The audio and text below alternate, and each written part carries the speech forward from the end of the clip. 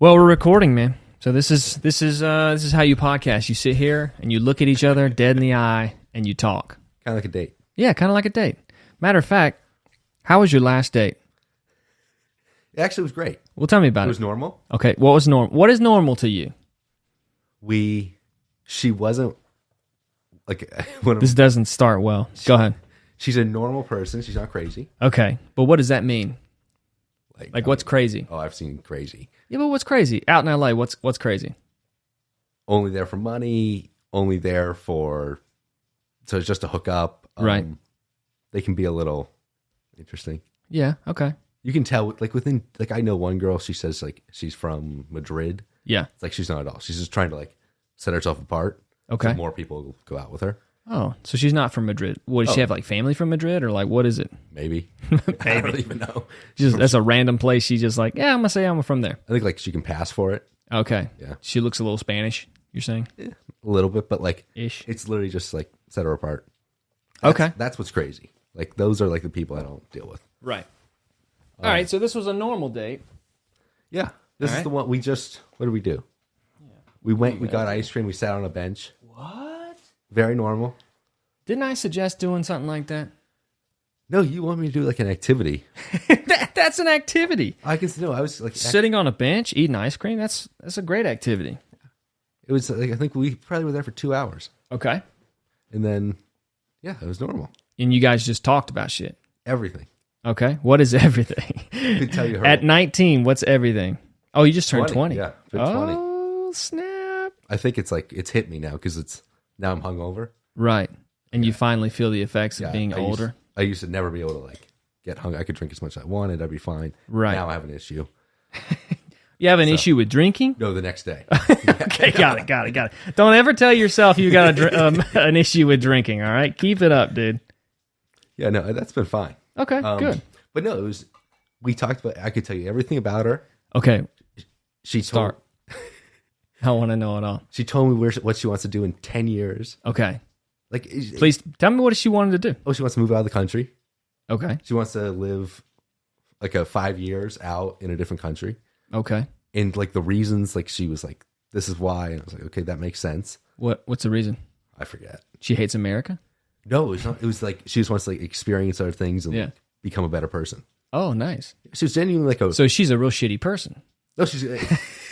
She's like, I'm just so horrible. I got to get out of here. I think she's shockingly normal. Okay. Yeah, especially for the people I talk to. Right. Yeah. So she wants to get out of the country to become a better person, to like become what, quote unquote, more cultured? Yeah, I think so. Like meet different people. Yeah. Where'd she grow up? LA. Seattle. Seattle? I don't know anyone from LA. Okay. Yeah. All right. That my LA friends are way different. Yeah, they are. That's an experience. Okay. So what else about this girl? What else did you find out in your 2-hour ice cream date? It was that. Talked about high school. Talked about she's an athlete. Okay. What does she play? Volleyball. Okay. Nice. It's always volleyball or soccer. And she's blonde? No. I know. What? First time. Wow. First time. That's hilarious. Yeah. But no, it's there's some people who like I'll talk to who are amazingly normal. Right. And then there's 95% of the other ones who are so beyond crazy. Yeah. I can only be around for 10 minutes. And is it just that constant like attraction to money 100%. and materialistic pursuits? It's that, but they don't accept it. Oh. They like grew up with that. And it's normal. That's normal. Yeah. And Which so- makes them weird. But like I grew up with that, but Sure. I understand it. Yeah, but you get it. They don't. Yeah. And so they just think that's the way the world works. Right. And then like they just like they'll go out. They have no like process for thinking of like, is this worth it? Because like you can go out and spend a couple $100 to get a new place. Yeah. And they just do that thinking that's what you have to do. But it's like, hey, don't know about that. Right.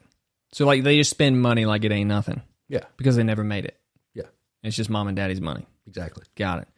Well, that's a big difference between you and them. You have to work. Right. Yeah. That's a good thing, right? Yeah, that's what I love hearing is whenever someone has to hang out and it's Right. like, oh, I have to go to work. That's like completely foreign language. They don't know what to do. They don't. No, they're like, why are you working? And then they always think I have an on-campus job. Really? And it's like, no, I work. Like last night it took me an hour and 10 minutes to get back. Like I don't work close. Right. And they're like, oh, well, that makes no sense. Why would you ever do that? And I was like, well, that's the way that the world works. Yeah. Like, Yeah. That's funny that like they're still getting money from their parents. oh yeah. But like also like not even kind of like coaxed into doing anything for themselves. Right. That's where that makes no sense to me, of the people who like have the money but like their parents don't make them do anything. Right. I honestly think a lot of them are just like their plans to just marry rich. Right. And it's like, then you're done. Yeah. And so when you go on dates, you can smell out the women Oh, in 2 seconds. who are like looking for that. In 2 seconds. Wow. What is it? What's like a number one go-to question or to sniff that out? Usually the easy one's like, do you have a car? What kind? They ask you. Well, no, I'll ask them because I always drive. Right. That's the one that kills me is people see my car in the parking lot Yeah. and like instantly, I know people who talk to me because of my car. Yeah. Because they're like, oh, like he has some money. And like Really? there's people who have G-Wagons, like, But you just got a Jeep. yeah. But that's enough. That's like, I literally know people who have G-Wagons who like park in our lot. Like, Right. that's $200,000. Yeah. They are like, I will see people who like are walking out and like, oh, like happen to talk to that person who drives that car. Mm-hmm. It's so obvious. Got it. Yeah. Yeah. So the car's like the number one thing they look at Yeah. and they ask about. Yeah. So when you ask them, what car do you drive? And then what do they tell you? I've had anything from like BMW M4. Yeah. One person said. Right. I was like, okay, that makes understand that one. Yeah. One person told me a Porsche. Oh, a girl. Yeah. I was like, okay. Got it. That's all I needed to know. I mean, I know you've dated some of these girls, but like, do they ever tell you like, I expect this to continue? Like the relationship? No. Like this lifestyle. Oh, never. Okay. Also, I usually don't go out on many dates with the girl. Right. It ends pretty quickly. Okay. I think like one girl was the opposite. She was very like after the first date was like trying to pay. Mm-hmm. I was like, no, like you're good. I'd say the other people though just expect like if I'm taking them out, like I pay. That's just the way it works. Right. But then I don't know. I've never made it past like 5 dates. Right. You know, It's a rough life. not going for that. What happens at that fifth date? Usually disaster. Why? Well, because if by then, so usually it's like first date, you wait a week till you go out again. So there's always time. So that takes a month, if Yeah. not like 6 weeks. Yeah. By the time that happened, like I've been out without her. With multiple women. Yeah. So there is no forming a relationship. Oh, none. It's like, all right, it's been a week. You want to do something again? Exactly. It's so easy. And then It's so easy. it's like you just go out. Yeah. It's like why you have to like cast a big net. Right. Hope one's good, Yeah. and then go from there. That's funny. Okay. Well, what are you casting this net for? Well, ideally, I find one person. Right. I don't know if that's possible, but ideally, It happens. yeah. Sometimes it happens, Kevin. I don't know. Out here, it'd be quite fascinating. Yeah, I that's what I don't see is like my roommate who has a girlfriend. Yeah. Like they're like perfect for each other. Right. I don't see how like the way they found each other does not like he's the manager on her beach volleyball team. Oh, that's right. Yeah, so I'm like that's Yeah. not right. But they work. Oh yeah, 100%. Yeah. They do nothing. Right. I don't even know. Literally, he goes to her house every night. They don't watch a movie. They don't do anything. They just sit. And I'm like, okay. They sit. What does that mean? They literally like I'll ask him what he's doing. He's like, oh, we just like sat there. Like, you guys talk? He's like, a little bit. It's just that's like good for him. I was like, okay. That's wild, man. Yeah. So that's why it's like I just don't see how you like. The only reason he's with this girl is because me and my other roommate like pushed him to be with her. Right. Because for a month, like literally a month, every time they be together, he'd be like this. He always, whenever he gets nervous, his hands go here. Wow. Why? He's not a people person. Got it. Yeah. And eventually, like her arms would be around him. Really? And like he'd be like this. And her face is right in front of him, like the whole thing. Okay. Eventually one night, we like just forced it to happen. Yeah. Okay. So he's just not a outgoing type of guy. No. Okay. Got it. Yeah. I thought he was like worried about something else. There's a few things to worry about in that situation. We make fun of that. Yeah, of course. So, damn. So what's the deepest conversation you've ever had with somebody? I guess it was on this date, this 2-hour ice cream date, right? No. Okay. That would be the friend from last year. Yeah. Like my best friend. Yeah. We would have real conversations. Oh, yeah, the old BFF. Great. I'm in a class with her now. No. Do you guys even look at each other? So first day, we've only had one class so far. Yeah. It's like assigned seating. Like the teacher sent out the chart a week before. So I was like, damn it. Like she's in the class. Yeah. I'm in the front row, like as close to the door. She's back left corner, as far away from me as possible. Oh, wow. I don't see her. Like I didn't even know she walked in. Yeah. I randomly happened to look up and look to my left, just like turn my And she was head. staring right at you. Her eyes are locked on. It's hilarious. And what happened? It literally, her eyes locked on me. I mean, look away. And then I just like every once in a while, like go back over, and she's always looking in my direction. Yeah. And like when it was time to leave, I looked where she was, see if I could get out before she caught up to me. Yeah. Every time she sees me on campus, she'll either just flip me off, or she like locks onto me from a mile away. The best is after they went on a date with a girl who's her old friend. Right.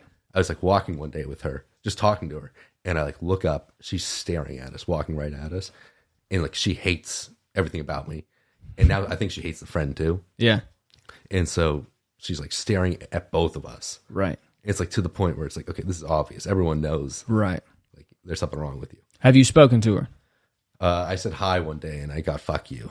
Fuck yeah. So you tried to cross that bridge, but It's like day one, I saw her. I was like, hey, I was just going to tell her like, don't talk, like we're fine. yeah. And then it was no. Dang. All right. Yeah. All right. That's not going anywhere. No, that's But she's only mad at you because you dated her friend. no. Oh, I don't know what she's not mad at me for that. Yeah. I think that didn't help. I didn't even date her. I hooked up with her. Right. Exactly. And I don't date. Yeah, I don't date. How dare you? No, I don't know what she's. I honestly don't know. It's funny. For me.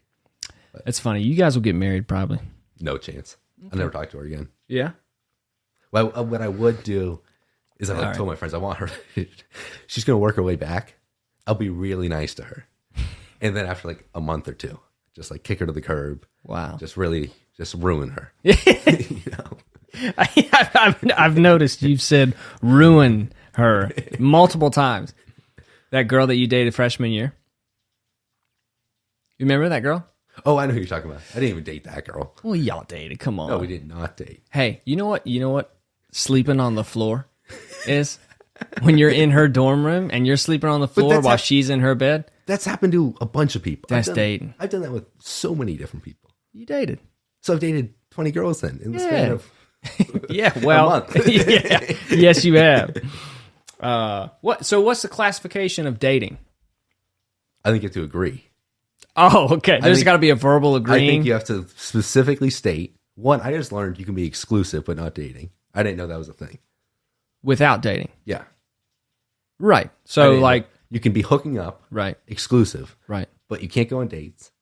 You can't call each other boyfriend, girlfriend. Okay. I didn't know this was a classification.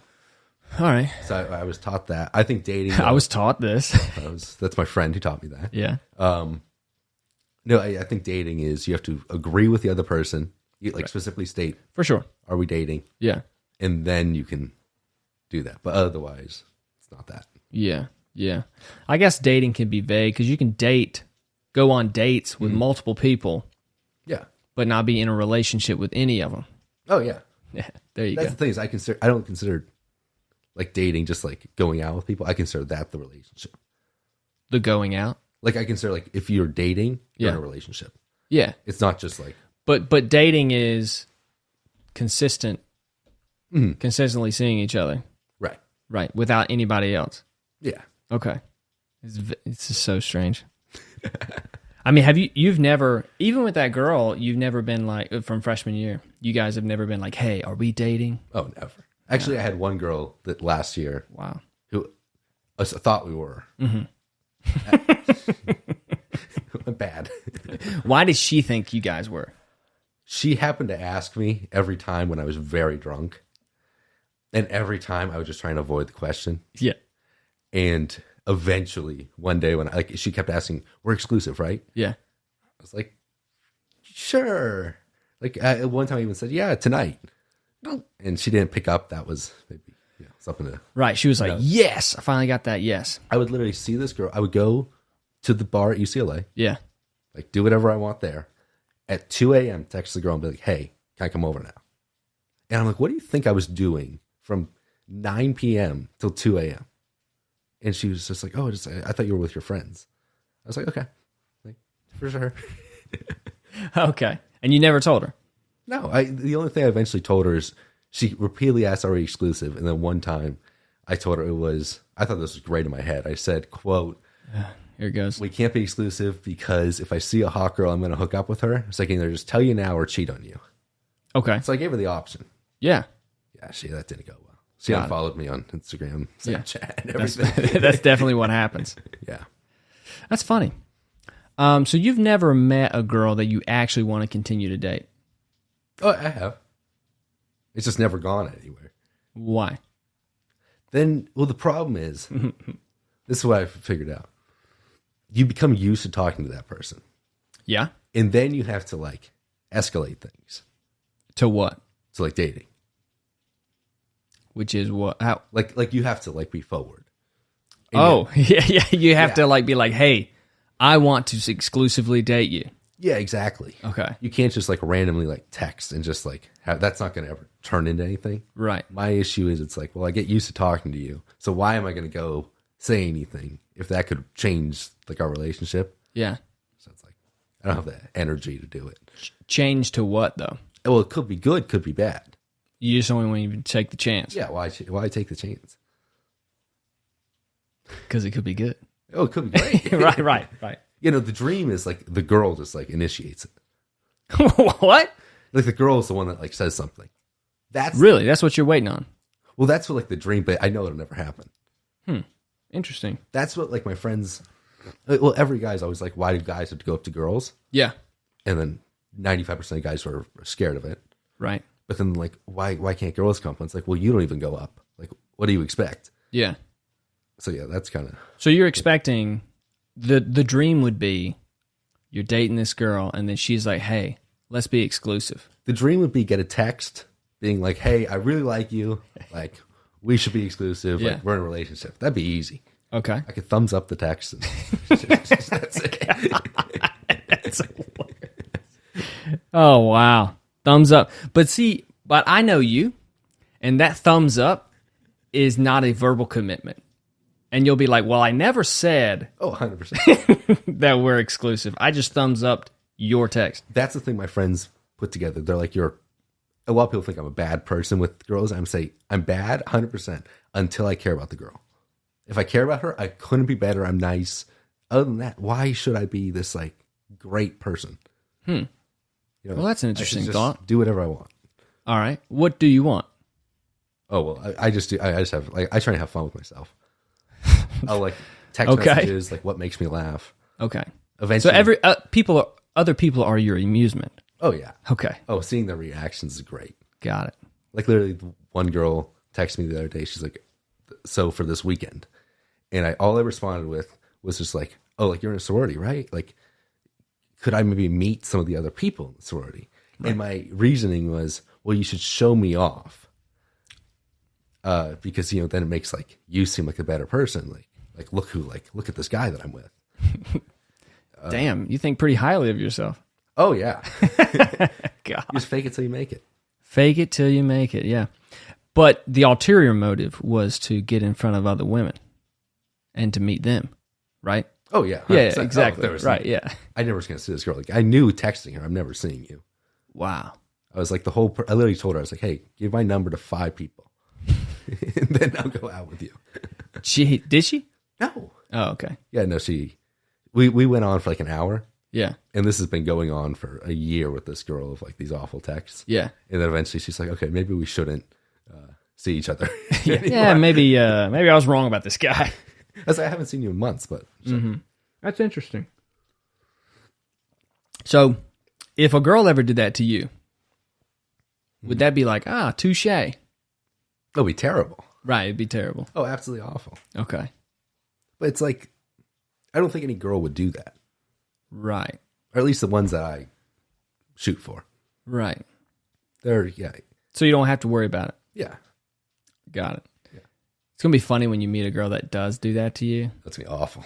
And you're just going to be like, what? And you're like, you're going to be stuck on her. Yeah. And you'll never get over her. And she's always going to be like, yeah, I mean, whatever, let's hang out. But she'll never give you the commitment you want. Right. The same that you're doing these other girls. Yeah. Yeah. Oh, it's, yeah.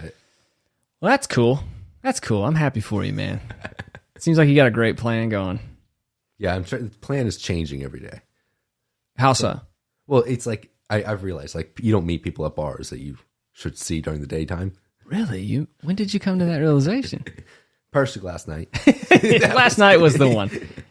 Yeah, I just realized that's not happening. Like, you can't go out and expect to, like, meet anyone. Or bond with anybody. Yeah. Well, I don't care. But, like, but just in terms of, like, they're, like, anyone you meet out, yeah, there's probably something off with them. Yeah. Yeah, I've learned that the hard way. Yeah. So, yeah, I don't know what the new plan is, but. So, the old plan is go to bars to meet people. Oh, yeah. To hook up. Not to date. Oh, 100%. Right. Yeah. You're not thinking, man, I'm going to find that special person. Well, I don't think you want to meet someone at a bar. Like, who you're going to date. Some people actually do think that. I just think if you meet someone out. Yeah. It's like, that means, like, she's probably going to keep doing that for a bit. Right. So you kind of. You're like, I understand what you're up to. Yeah, you got to, like. You kind of understand what I'm up to. Yeah, you're both on the same page. Yeah, yeah. This is what's funny. Women actually, a lot of them don't think that way. A lot of women will do the same thing that you're doing. And then when you act that way, they'll be like, what? Why? Oh. Have you found that? A little bit. Right. Yeah. Every once in a while, like, talk to one girl who's genuinely, like, she's nice. Like, I don't know why she's, like she's just trying to fit in. Right. Out at a bar with her friends and shit. Yeah. And, like, she's so not that way. Yeah. But at this, then they don't realize that. You are that way. Yeah, exactly. Like, you've entered the wolf's den. Yeah. Yeah. Got it. But it's funny. Like, most guys are thinking, I'm using this bar setup for my own personal gain here. Right. Not trying to find the love of my life here. Right. But a woman will be like, no, I never thought about that at all. Yeah. Yeah. I mean, the reality is, I think almost any guy, if you go out to a bar, right, you can always leave with a girl. Maybe. Like, if you genuinely try, if you go out and, like, that's your only goal, yeah, like, you're probably gonna be able to find something. It's not that hard. Right. It's just, like, who that person is. What do you mean? Who the woman is? Yeah. Yeah. But she's out. Mm-hmm. She's looking for that. She's looking for attention. Yeah. Yeah.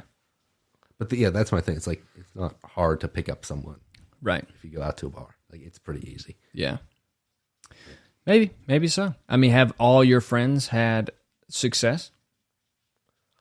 If they try, yes. Okay. I mean, even my friend last night, we went out and we, like, looked at each other, and as we're, like, staying at the bar, and we're like, if we wanted to, we could do anything tonight. Like, we could run this place. Okay. We literally, like, looked at each other and said that.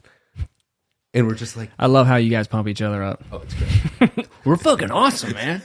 We could run this whole joint. 4 shots in.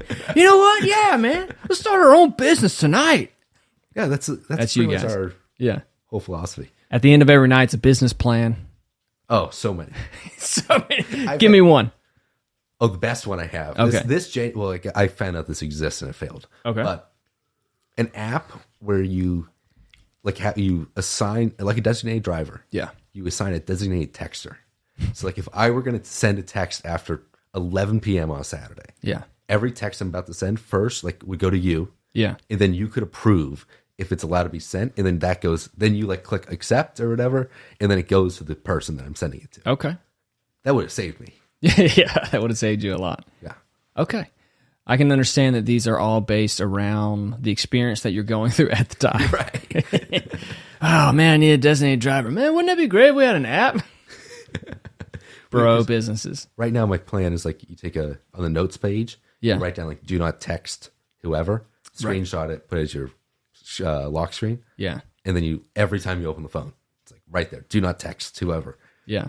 And You told me about that. That's a pretty good it's idea. Genius. My friends started copying me.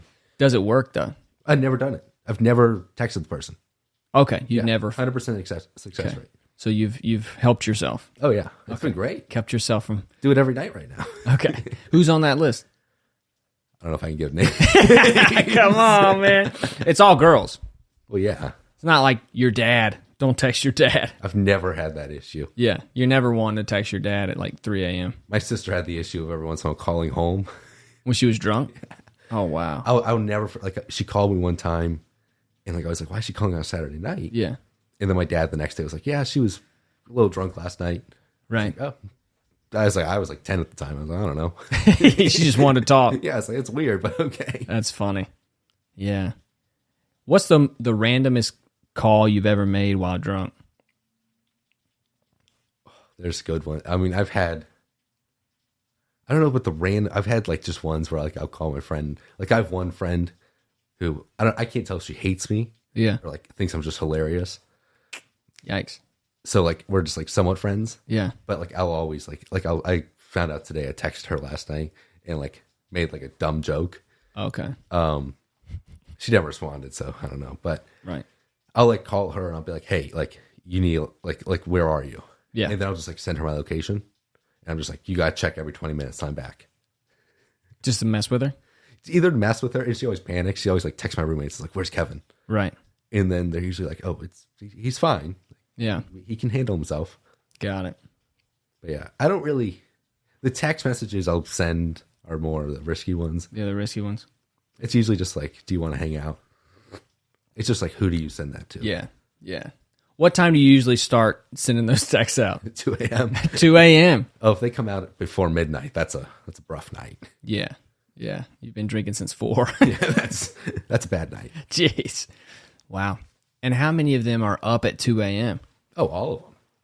If it's Friday, Saturday night, I know they're seeing it. Wow. It's like with Snapchat, you have Snap Maps. Okay. So if you're like choose to be on Snap Maps, you can see when the person was last on Snapchat. Okay. So if the person was last on 10 minutes ago, Yeah. you know they're up. Like no one's falling asleep in 10 minutes. Got it. So you know they're going to see it. Yeah. Like you're pretty safe. And you just send like the random picture with some text on it? Sometimes not even the picture. I'll just send it. You can do chat. Oh, you can chat through Snapchat. Yeah. And I'll literally just be like, hey, what are you doing? Or like, we should Got hang it. out. But you don't text people. It's just through Snapchat. If you have my phone number, that means I actually care about you. Oh, God. All right. My thing is Snapchat, it's easy. Like you can't really figure out much of a person. I just feel like phone number for like security reasons. Yeah. You could pretty much find out anything about a person. Right. You could find out where I lived. Like you could From Snapchat. no from a phone number. Right. Yeah, You that's could true. actually figure out who the person is. Yeah. So that's why it's like if I care about you and like actually talk to you, like I only do phone number. Yeah. I'm too old for Snapchat now, I feel like. Yeah. You're aging out, man. It's sad. It's really sad. I mean, yeah, it really is. Isn't that crazy? Snapchat's just not something. No, it's for like 16-year-olds. 16. Yeah. So what's the new app? There's not it's text. It's You got to get to know people. It's You got to your- let them get to know you. Isn't that wild? or it's like it's either that or you do Instagram. Yeah. DMs. Yeah. Okay. It's like if you meet a girl out, especially if she's like pretty hot, Okay. usually she's like tries to be an Instagram model. Right. And so then like you have to say, hey, what's your Snap or what's your Instagram? Yeah. That's the only way to go about that. Yeah. It's yeah. No numbers. No, you got to be careful with that. Do girls like when you ask for their Instagram, are they like, I'd rather give you my number? Oh yeah. Really? Yeah. And you're like, let's keep it to Instagram. Well, what I'll usually do is I've learned you just hand them the phone. Oh, okay. So like I'll hand like one girl, like she was like friends of a friend. So I was like, okay. And she goes to my school. So it's like, this is easy. And I actually like the girl. So Yeah. I hand her my phone and like had a contact open Yeah. just for her to like put her name in and everything. So I was like, okay, she knows like number. Right. Other people, I'll just like on Snapchat, you can just like scan someone's Right. Bitmoji. Yeah. So it's like, I'm just like, I have the camera out. I'm ready to go. And then Instagram, I just like hand my phone for like Instagram. And so then they don't have the option of like they're not if they swipe out of the app, Yeah. go like put their phone number, that's a whole new thing. Right. Got to watch those. Yeah.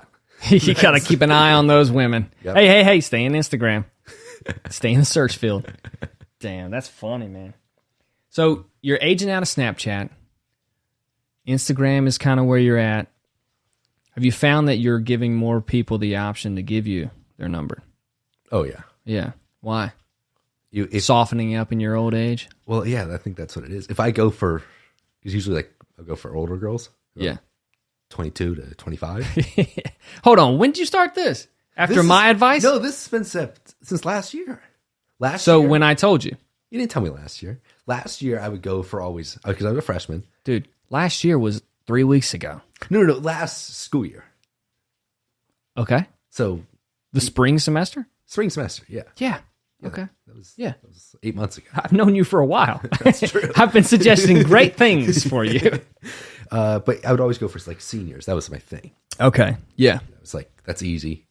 Yeah, I had like every line because obviously like freshman stands out. Yeah. I was like, I could. Every line meaning 2. Yeah, pretty much. I'm 6'3". What are you? Again, what's the line? Oh well, no, it's always I'm tall, so I look older. Or my friend told me to say, and like she's a girl, she told me to say it, so it's fine. I would say I may be a freshman, but I'm a senior in the sheets. Oh, Jesus Christ. Do people laugh? That They're like, oh my God. that one has 100% success rate. Yeah, I'm a senior in the sheets. But like, yeah, I can only use it. Like, Do you keep eye contact when you say this? oh yeah, Oh God. you're like, I couldn't. I'm laughing. Yeah. 'Cause you just have to make girls laugh. Yeah, isn't it crazy? Like, Yeah. that's all you got to do. It's so easy. Yeah. Doesn't And then they get mad at you. And you're like, well, this is works. Yeah. No, it's like if you just go up to any girl, Yeah. make her laugh. Like if within the first 10 seconds, I think if you can just like make her somewhat think you're funny, Yeah. it's easy. Right. The only problem is keeping up that sense of humor. It's tough. That could, yeah. Yeah. I've learned I'll just do everything like self-deprecating. Right. Usually that's the easiest way to go. Oh, it's number one. Yeah. Yeah. Or you make fun of them. That can get you in trouble too. Well, the way you make fun of people. Yeah, Jesus, dude. You just make somebody feel small as shit. Like, oh God, I didn't know my life was that bad. Yeah, bitch, it is. Yeah, that might get me canceled. Yeah, it would. That's funny though. Wow. Yeah, sense of humor. That's funny. I realized that in college. Like if you could make a girl laugh, like that was like the number one thing that you had to do. And then also have money. Yeah. It's hard. It's like when you don't have money and you do make them laugh. It's like, I could. They're thinking maybe, nah. Yeah. But the money thing is it's a kicker. It's so funny to see how people change. Like, Right. Especially because if you meet someone out, like they don't always know. Yeah. And then the second if they follow you on Instagram or Snapchat, Right. the second you post something that kind of gives away any indication, Right. then you tell exactly who they are. It's like But what would the indication be? picture just like what you're doing. Like if you were like at a nice place for brunch, Oh, okay. instantly, Yeah. like they just kind of put you into that thing. Like for me, it's like going to Equinox. Right. You use that shit, don't you? Oh, it's great. Yeah. I'll send my little mirror selfies. And they're like, oh my God, he's at Equinox. Well, I've had some people who are like, oh my, I need to go there. Like I'm dying to go. Right. And like I'll never take anyone. No. I'm No. don't do that. Don't be fooled. That ruins a lot of things for me. Right. But like it's a perfect conversation thing because everyone knows what it is. Yeah. Only a few people go, and it's like right by my school, so everyone understands it. Right. Especially like everyone who I know is from a big city, so they have it. Yeah. They understand the level at which you are Yeah. to be a member at Yeah, Equinox. exactly. Yeah. That's so funny. Dude, Courtney and I being in that world, being from where we're from, we're just like, it's cool. Yeah, And just laughing at people that are like, it's part of their image, being an Equinox member. Oh, totally. Yeah. Oh, I wear the shirt that says Equinox all the time. I try not to, but I've got a shirt that says Equinox that like fits me like really well. Yeah, And I'm like, I wear a hoodie over top of it, you know? yeah. No, it's a problem. And like every person that goes there is pretty much the same. Yeah. And it's also I've found like I've turned into like their demographic Yeah. of like Lululemon, aloe, Yeah. like the whole thing. Viore now. Viore's Yeah, that's in there. is part of it. But yeah. it's like everyone can tell within 2 seconds. Yeah. Like my friend always makes fun of me because I've never been to the school gym once. Really? Never. It's like if there's so many people, I would drive 10 minutes. It's just easy. Yeah. And so like everyone just tells. Everyone knows. Like everyone can see me with like my Lululemon backpack going. Like, yep, we know where he's going. Wow. Yeah. I mean, but those types of women are so, like, there's so many of them out here. Oh yeah, it's everyone. Yeah. So what do you think when it comes down to, like, what's the type of girl that you think maybe one day you would like be able to date? I just think anyone who's smart. Jesus. I think someone Dude. I think that's my one, like, Okay. my only criteria is like you have to be an athlete, athletic. Like you gotta like, Take care of yourself. yeah, you gotta go to the gym, like, Yeah. go to the gym, but like lift The fuck in the gym. What are you doing? Like I hate runners. Yeah, because they don't lift weights. Yeah, that's like one of my Right. sisters is a cross country runner. Yeah. It's like, okay, yeah, you can run forever, but you couldn't lift anything. Yeah. It's like, no, like go like actually do, like, I think that's better. Yeah. If you just actually lift weights, that to me like sets you apart. So health wise, fitness, Yeah, and, strength training. like, but it's like other than that, it's like someone who's actually intelligent and like knows what's going on in the world. Meaning Like they aren't just like, LA liberal, yeah, exactly. They aren't. woke. Yeah, I don't care if you're like if you're liberal, fine. Yeah. But like super woke. Yeah, Yeah. If you can like support it with reasons, Right. and those reasons are actual facts, Yeah. 100%. I don't care. But that's the kicker. It's never is. Yeah. It's so like I'll quiz people Right. and I'll say like, "Oh, why do you think that?" And like, I just do." And it's like, okay, well, what like support it? Just give me like one little piece of evidence. Yeah, that made you think that this was the better route to go. Right. Yeah, it's tough out here. People don't like to use facts. No. Yeah. It's feelings, man. Yeah. It's all emotion. Yeah, it really is. And it's tough because, like, the emotions are true. Mm-hmm. And it's hard to have a conversation with somebody who thinks certain things. And let's just say, like, for instance, one, like, I mean, there's so many. Where do we start? Let's say abortion, right? Gung-ho in support of it, right? I'm just like, yes, I get that baby out of me. Every woman should have the right to blah, blah, blah. And then you say, okay, but what about the baby, right? That, I mean, it's going to become a person, right? Right. And it's like when you tell them that you don't agree with certain things that they say about that subject, it's not that what they don't hear you say, I don't agree with you and like the facts are wrong. It's almost like they think you're saying the emotions that they're feeling are wrong, right? Because the emotions of like, you want to support women's rights to abortion, you're like, I'm in support of women, and so I care.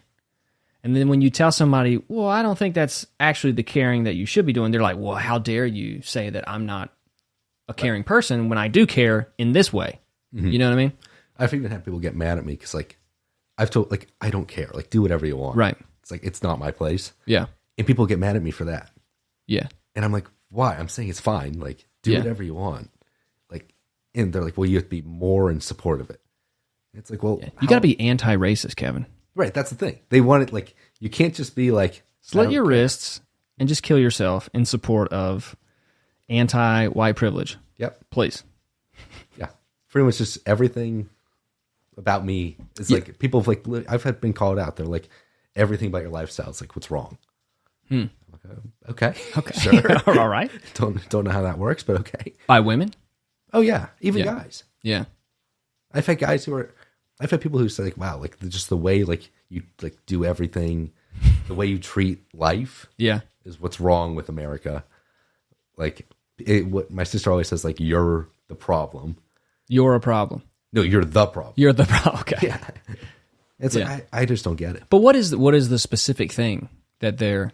Just like they like, I'm not afraid to spend money, but it's like at the same time I work Right. to be able to spend the money. Yeah. So it's like that's up to me. Yeah. And like the fact I'm willing to show that I have like I'm willing to like show I have any money. It's like, well, again, if I make it, Hold on. You're willing to show that you have like money? if I like wear nice clothes, Yeah. if what I'm wearing today, Yeah. I don't even know what the fuck that is. like my friend got it for me. What is this? So Ritz-Carlton? It's like a frame like collaboration. This is above my pay grade, man. Oh, this is about. I don't even know what that is. I got It looks soft. It's great. I got dry clean because I didn't want to ruin it. Oh my God. I don't know how to do laundry, so Yeah, I know you don't. Wow. yeah. So Okay. it's like So the fact that you wear clothes that show that you have money yep. is something that your sister has a problem with, or somebody. Well, a lot of people. And these people have money. Oh yeah. Okay, so what they really have a problem with is you allowing other people to see that you have money, because they don't let people see that they have money. But why? That's what. And also the better part is like, it's not like I'm wearing designer clothes. It's not like what I'm wearing is like thousands of dollars. Okay, You know, it's like, only a couple hundred. no, not even that. I'll wear like a t-shirt. Okay, Like one of my sisters makes fun of me because like if I wear a t-shirt to go work out, yeah, it's probably like Lululemon or something. right, like which that. is like 70 minimum. Yeah, it's usually like I think it's $68. Yeah, Instead of the other day. Yeah, that's true, right? 68. Everything there is 8. Yeah. Pants are 128, shorts 88. Everything's an 8. What's up with that? I don't There understand. must be some weird marketing philosophy behind that. Well, I think it's like 68 is not 70, but everyone's like been trained. If something's $69, you just like assume it's 70. Oh yeah, I think when they bring it down to 68, you're not like, 70. it's $60. yeah, 60 It's bucks. easy. $120 for pants. No, Yeah. 128. Yeah, we're all retarded. Keep going. Yeah. No, but that's like just the fact that like I'm not wearing like a $3 like shirt that you buy in a pack of 10.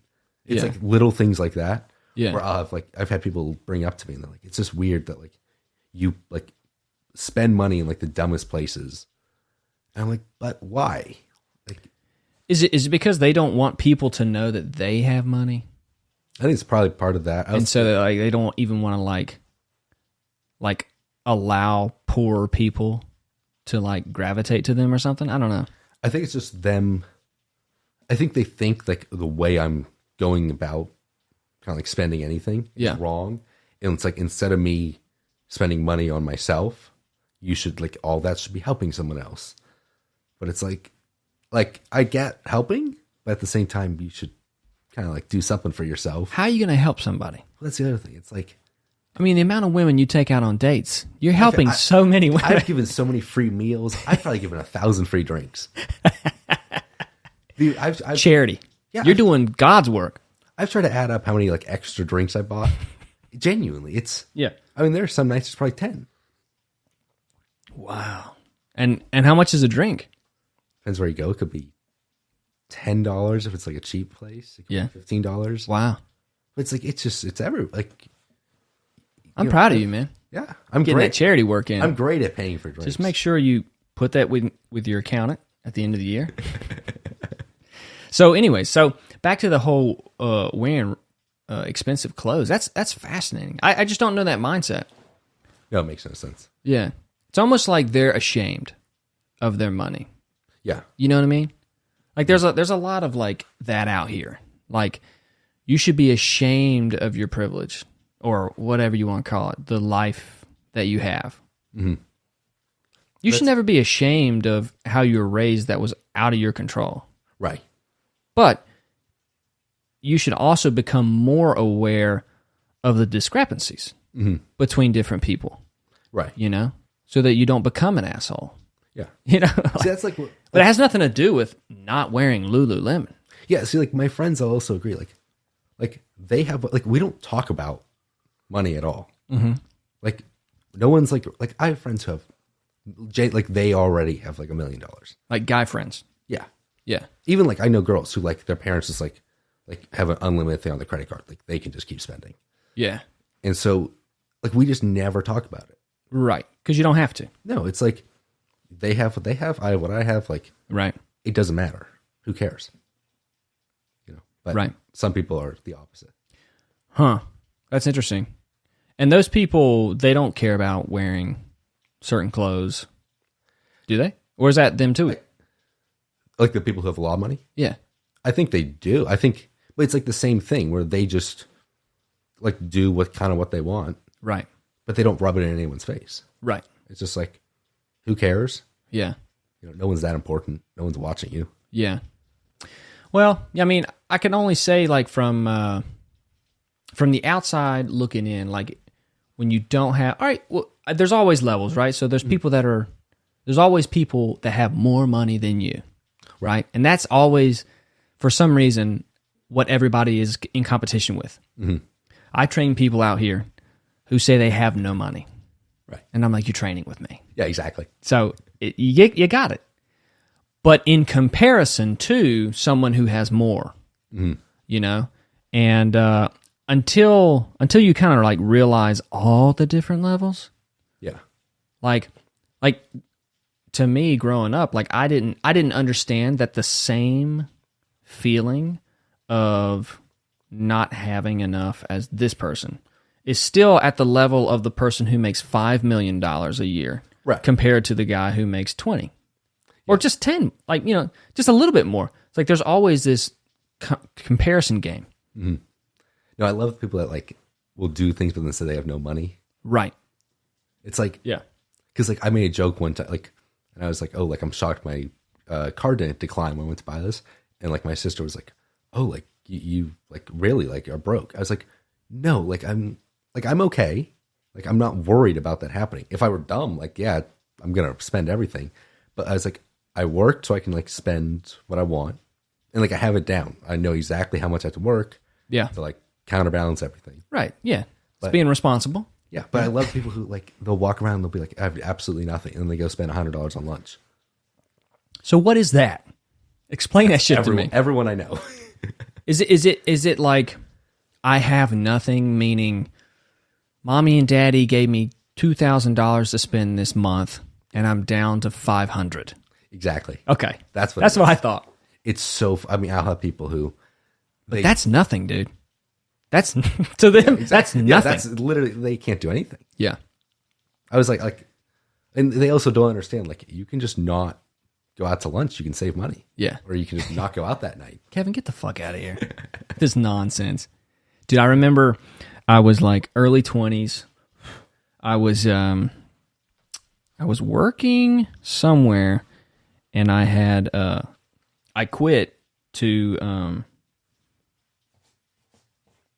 do this project, this film project. I'd saved up all like $5,000, and I used all the money, and I was shooting the film, and ran out of money. And then I had $36 in my bank account, no job. And because I didn't put $100 in that month, they, what is that called? What are foreclosed? No, they charged me. Oh yeah. For not putting at least $100 in. They charged me $50. So I'm in the red, like $14. Yeah. And I had to go in. I think it was a Wells Fargo. I had to go in and like cancel my bank account. And I was like, yeah, I waited a little too long.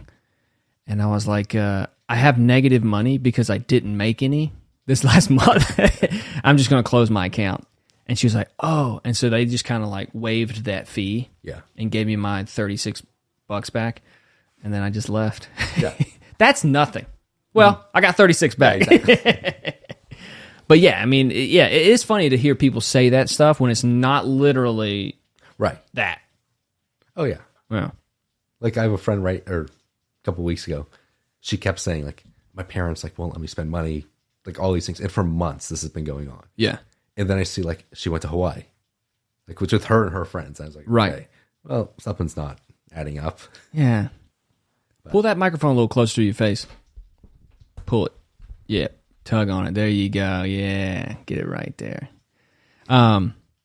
Yeah. But I mean that's the crew you hang with, man. Oh yeah. That's the people you roll with. It's fascinating to watch though. Like growing up, like what high school did you go to again? Windward. And that's located where? That's West LA. West LA. kind of like Culver City. Got it. And That how place. much is that? It's probably now 50 $50 a grand year. Yeah, Wow. that place is interesting. Dude, you were telling me, I remember a long time ago, I think it was your senior year, where you guys had like all those Zoom meetings with like counselors Oh, and yeah. they would cry and shit. Oh, we there was a lot of that. We had one teacher who started crying. It was just one. I had a teacher, but then they do these like all school meetings, Yeah. like all grade, and like they would be so like the administrators would be so into it, like some of them were like tearing up. But talking about what? Because it was COVID and it was such a hard time. I mean, that's I got to stay home in my mansion. God damn it. that school's the worst. Yeah. Like, I worked there too. It's the worst place. Why so, though? The pretentiousness? It's very much. I mean, like a lot of the employees told me while I was working there. Yeah. They were like, the school is taking all these donations. They don't pay the staff. Like the people who should be the ones making money, Right. aren't. Yeah. And it's just they have kind of this whole agenda of almost brainwashing everyone Right. to this is the only way to think. Which is like It's woke. so woke. Yeah. I mean, it's like fine if you want to like have that as an option, Yeah. but like, But when you enforce it yeah, as like, this is the only way you can think. right, Yeah. and then that forces everyone to go one way or the other. Right. It's like I have friends who are now so conservative from there. Right. And it's like, well, the only reason is because you guys forced this upon them. Right. It's like they would have never been this way. Yeah. Yeah. So, yeah. It is funny, though, to see that because, like, you know, a woke school like that is thinking that, like, they're doing the opposite of, like, an overbearing Christian school. Mm-hmm. And it's like, nah, you're doing the same thing. Yeah. You're forcing something down a kid's throat. Well, let's not make those analogies. This podcast is going downhill quick. But yeah, you're doing the same thing. You're like forcing kids to adopt an ideology that they're not even old enough to like wrap their heads around. You know, like a lot of life experience has to happen before you can like change your views on things. Like the reason I don't get upset with you when you tell me all this shit with women and stuff is because I know that you actually have to go through all this shit to realize the importance of what a relationship could be and what type of woman is a good woman to stick with. Right. But you got to go through that. And it's like at a certain point, parents or adults in general try to force something on somebody when they haven't had the life experience to even understand why they should even entertain that thought. You know what I mean? Yeah. But anything woke right now is just kind of pointless anyway. It's illogical. Yeah. So now you're trying to shove something completely illogical onto somebody. And, well, you know. The best one we ever had was we had an assembly. I was probably in 9th or 10th grade. Yeah. It's like my whole grade went to the gym. It's like my grade was 90 people. And they said, okay, like for everyone's mental health, the next hour, you guys can take a nap. Oh, man. That's awesome. I was like, I'm not going on. Like, and they literally brought yoga mats. Yeah. For everyone to lay on the court. Wow. And I was like, I'm not going down there. Like, you're not paying me to go sit there for an hour with like everyone in the grade and try and take a nap on the basketball court. And you were a senior. No, I was 9th or 10th grade. Okay. And eventually, but still, you weren't 4. Yeah. And eventually they forced me, like they literally, me and my friends were sitting there. Nap. They were like, you guys cannot sit up here. And I was like, why? We're literally sitting in like the bleachers. Yeah. Like you have to go to the court. And so then afterwards I was like walking through campus and like one of my old teachers, somebody was like, what did they have you guys do? And I told him. He immediately went straight to the administration. Was like, do you understand the problems with that? Like you can't have these kids all supposed to take a nap together. And they're like, well, it's for mental health. It's like, no, it's not. No. That's awful. Like on so many, like, I don't know how you guys think this was a good idea. Yeah. But it's just no. Wow. Yeah. Mental health. Actually, the best thing for those kids is to actually have them do something physical. Right. Because none of them, I mean, look, their parents are fine. Yeah. Parents are fine.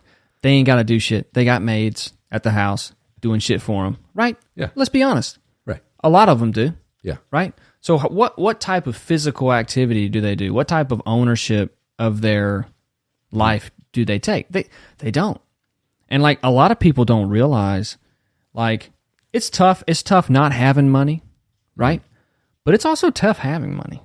Yeah. Because if you're not forced by your parents to like take initiative in your life and take ownership of certain things, you turn into something that you don't even understand. Like I know somebody who he's in college now, but his dad was so concerned because he never really knew his dad. So he was like, my dad wasn't around to give me anything, so I'm just going to give my son everything and think that that's the best thing I can do for him. And it's like, actually, by giving him everything he's wanted and not holding him accountable for anything, he's turned into this privileged, pretentious kid. And he became aware of that, I think, his freshman year of college. Mm-hmm. And he comes home and he yells at his dad for not being more strict with him. Right. And it's like, to someone who didn't grow up that way, that's like completely impossible to understand. But the more people I've met that have grown up that way, that completely makes sense. Mm-hmm. And you've probably seen a lot of that.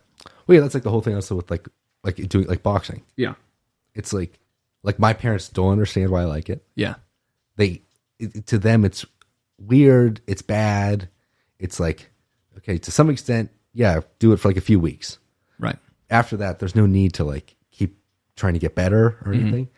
And it's like, I understand I'm not good, but at the same time, I understand like I can still defend myself. Yeah. And it's just like the fact, like my friends agree. They're like, it's so strange that like you walk around and like, you know that, and you're confident because of that. Right. And it's like my parents agree with, like, there's like, we don't understand why like you do this, but it's like, because now I understand one, like I can always protect myself. Yeah. Two, like if I'm with people, they're like, everyone just feels better.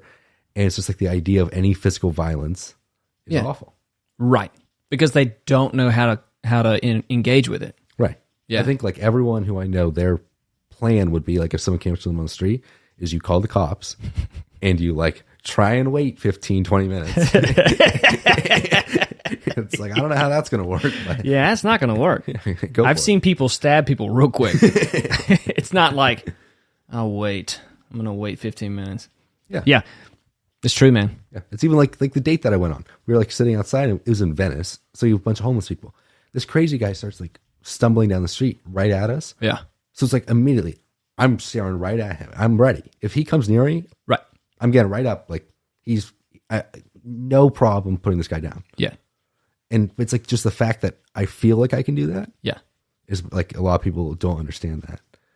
And they're like, man, it's like, what do you expect to happen if I just sat there, if he were like, keep coming and just like, or attack us or something, like, what are you going to do?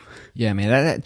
I've witnessed this. I've got a client of mine, and he's older. He's like in his 60s, but he is very weak and has never done anything with self-defense and doesn't know how to protect himself. And he is so fearful of like anybody who can. Mm-hmm. And it's like what it really is it's exposing his lack, right?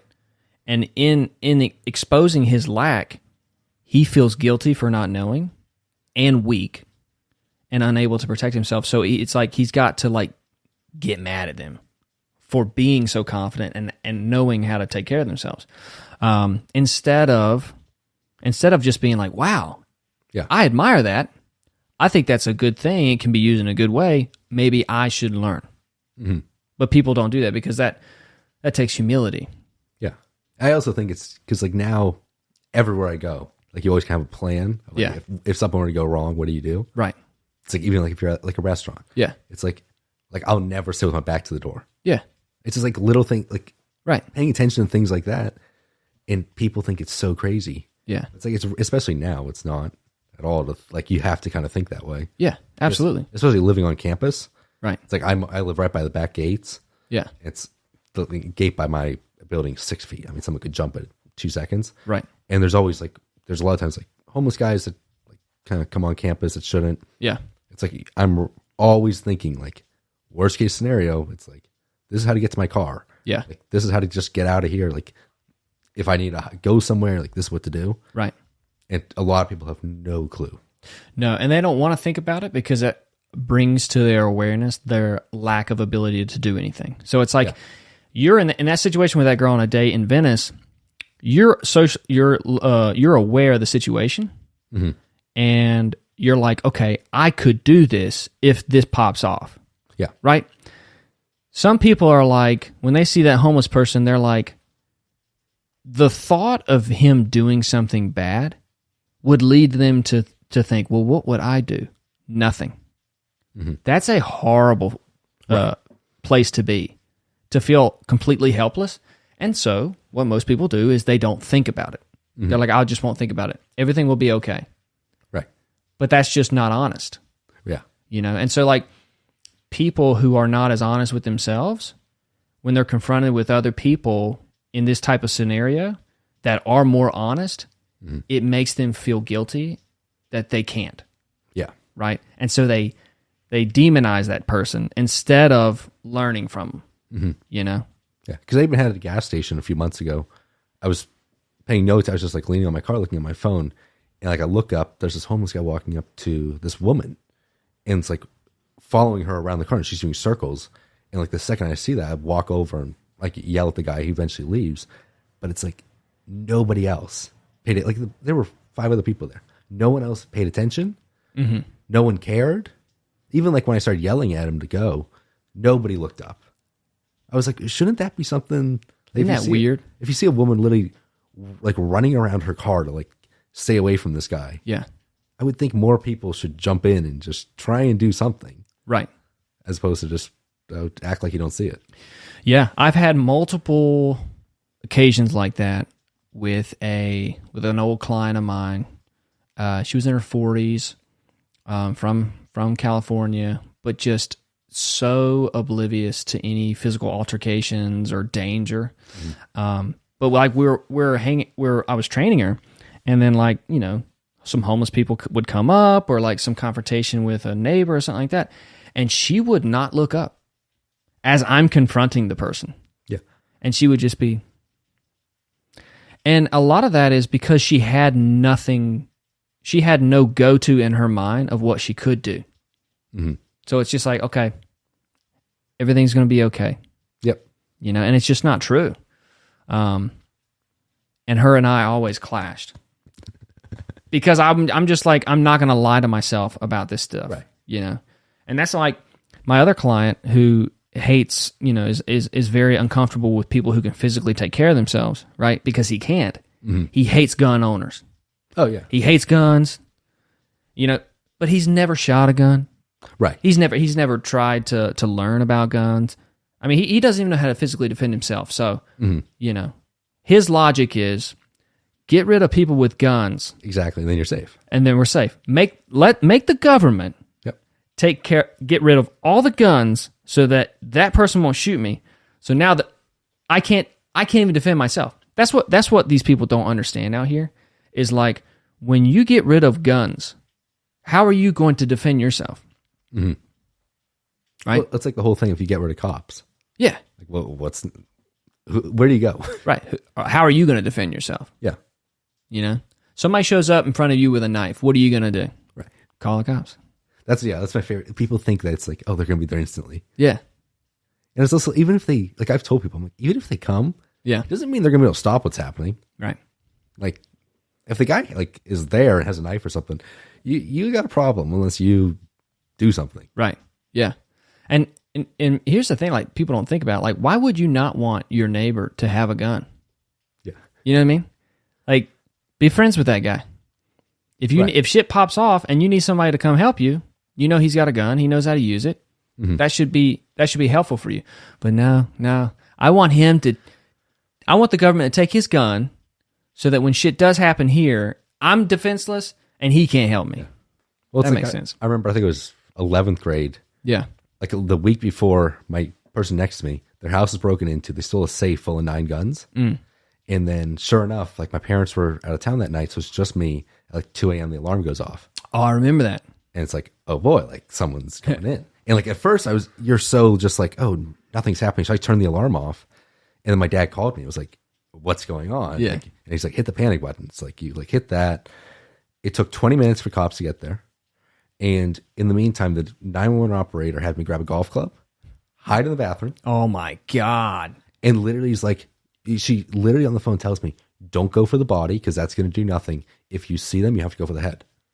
And it's like, and she's like, just as hard as you can, don't think. And she's keeps telling me, if someone opens that door, it's not a cop. It's like, This is hilarious. I'm panicking. Yeah. I'm like, okay. This is a female. This is a female. 911. And she's so calm. She thinks it's perfectly normal. You've got to aim for the head. Yeah. Don't aim for the body. If that door opens, it is someone trying to kill you. Yeah. She's like, what weapons in the house do you have? I was like, I have a 4-iron in my hand. She goes, okay. Damn. Yeah. That's wild. So yeah, it was like, but that's the thing. It's like, what am I supposed to do? Like, I just don't get it. Yeah. I told my parents, I was like, shouldn't that scare you guys a little bit? The fact that I'm sitting in a bathroom waiting for a guy to open the door. Yeah. And like, I got one swing and that's it. Right. Yeah. Shouldn't we have a gun? Yeah, that was vetoed. Yeah, that was vetoed real quick. quick. What did your dad say to that? He said the security guy, like the ADT kind of security guy that goes around the neighborhood, they don't even have guns anymore. They have like BB guns. No. And I think it's like BB guns and pepper spray, a combo. It's supposed to really take you out. It's like it's a bullet that explodes in pepper spray. I think so. Yeah. Yeah. It's supposed to hit you hard enough for like it hurts, and then it explodes. So you like shouldn't. I think like I've seen those guns. Yeah. but it's like, okay, one, you're trusting that guy is going to do anything. Yeah. Like reality is they don't do anything. They just sit there all day. Yeah.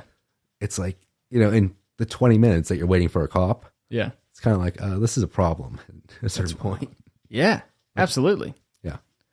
That's funny. But like when you talk to girls though, I mean, I'm only assuming they're completely unaware of all the dangers around them. No idea. No idea. One girl understood ever. Yeah. And she like said something. She like made a joke about like her drink being like spiked. Yeah. And was like, I know if someone does it, like I'm just going to hunt them down and kill them. That's like, someone who wouldn't do jack shit. She came, but like she came across very serious. Like, Yeah. she was like a girl like you just wouldn't mess with. Okay. And like she was terrifying it a little bit too. But like You're like, I'm into this. This is hot. the way it's just like the way she acted, like no one's gonna do anything because she acted like she's like put together, Right. knows what she's doing, she's serious. Like, That's good.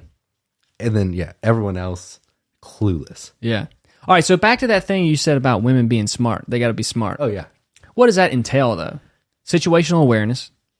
yeah. Yeah. I think that also I couldn't deal with someone who's texting me every 2 seconds. Okay. I would hate that. Yeah. Do people do that? Oh yeah. Right. Oh, my roommate. We were watching a movie a couple nights ago. Yeah. We wouldn't let him go on his phone to text her. Yeah. So we would take breaks. And for 10 minutes, he would send paragraphs to her. And we're like, what are you texting? He's like, I just have to respond. Oh, jeez. And we're like, you can't go 2 hours without texting her?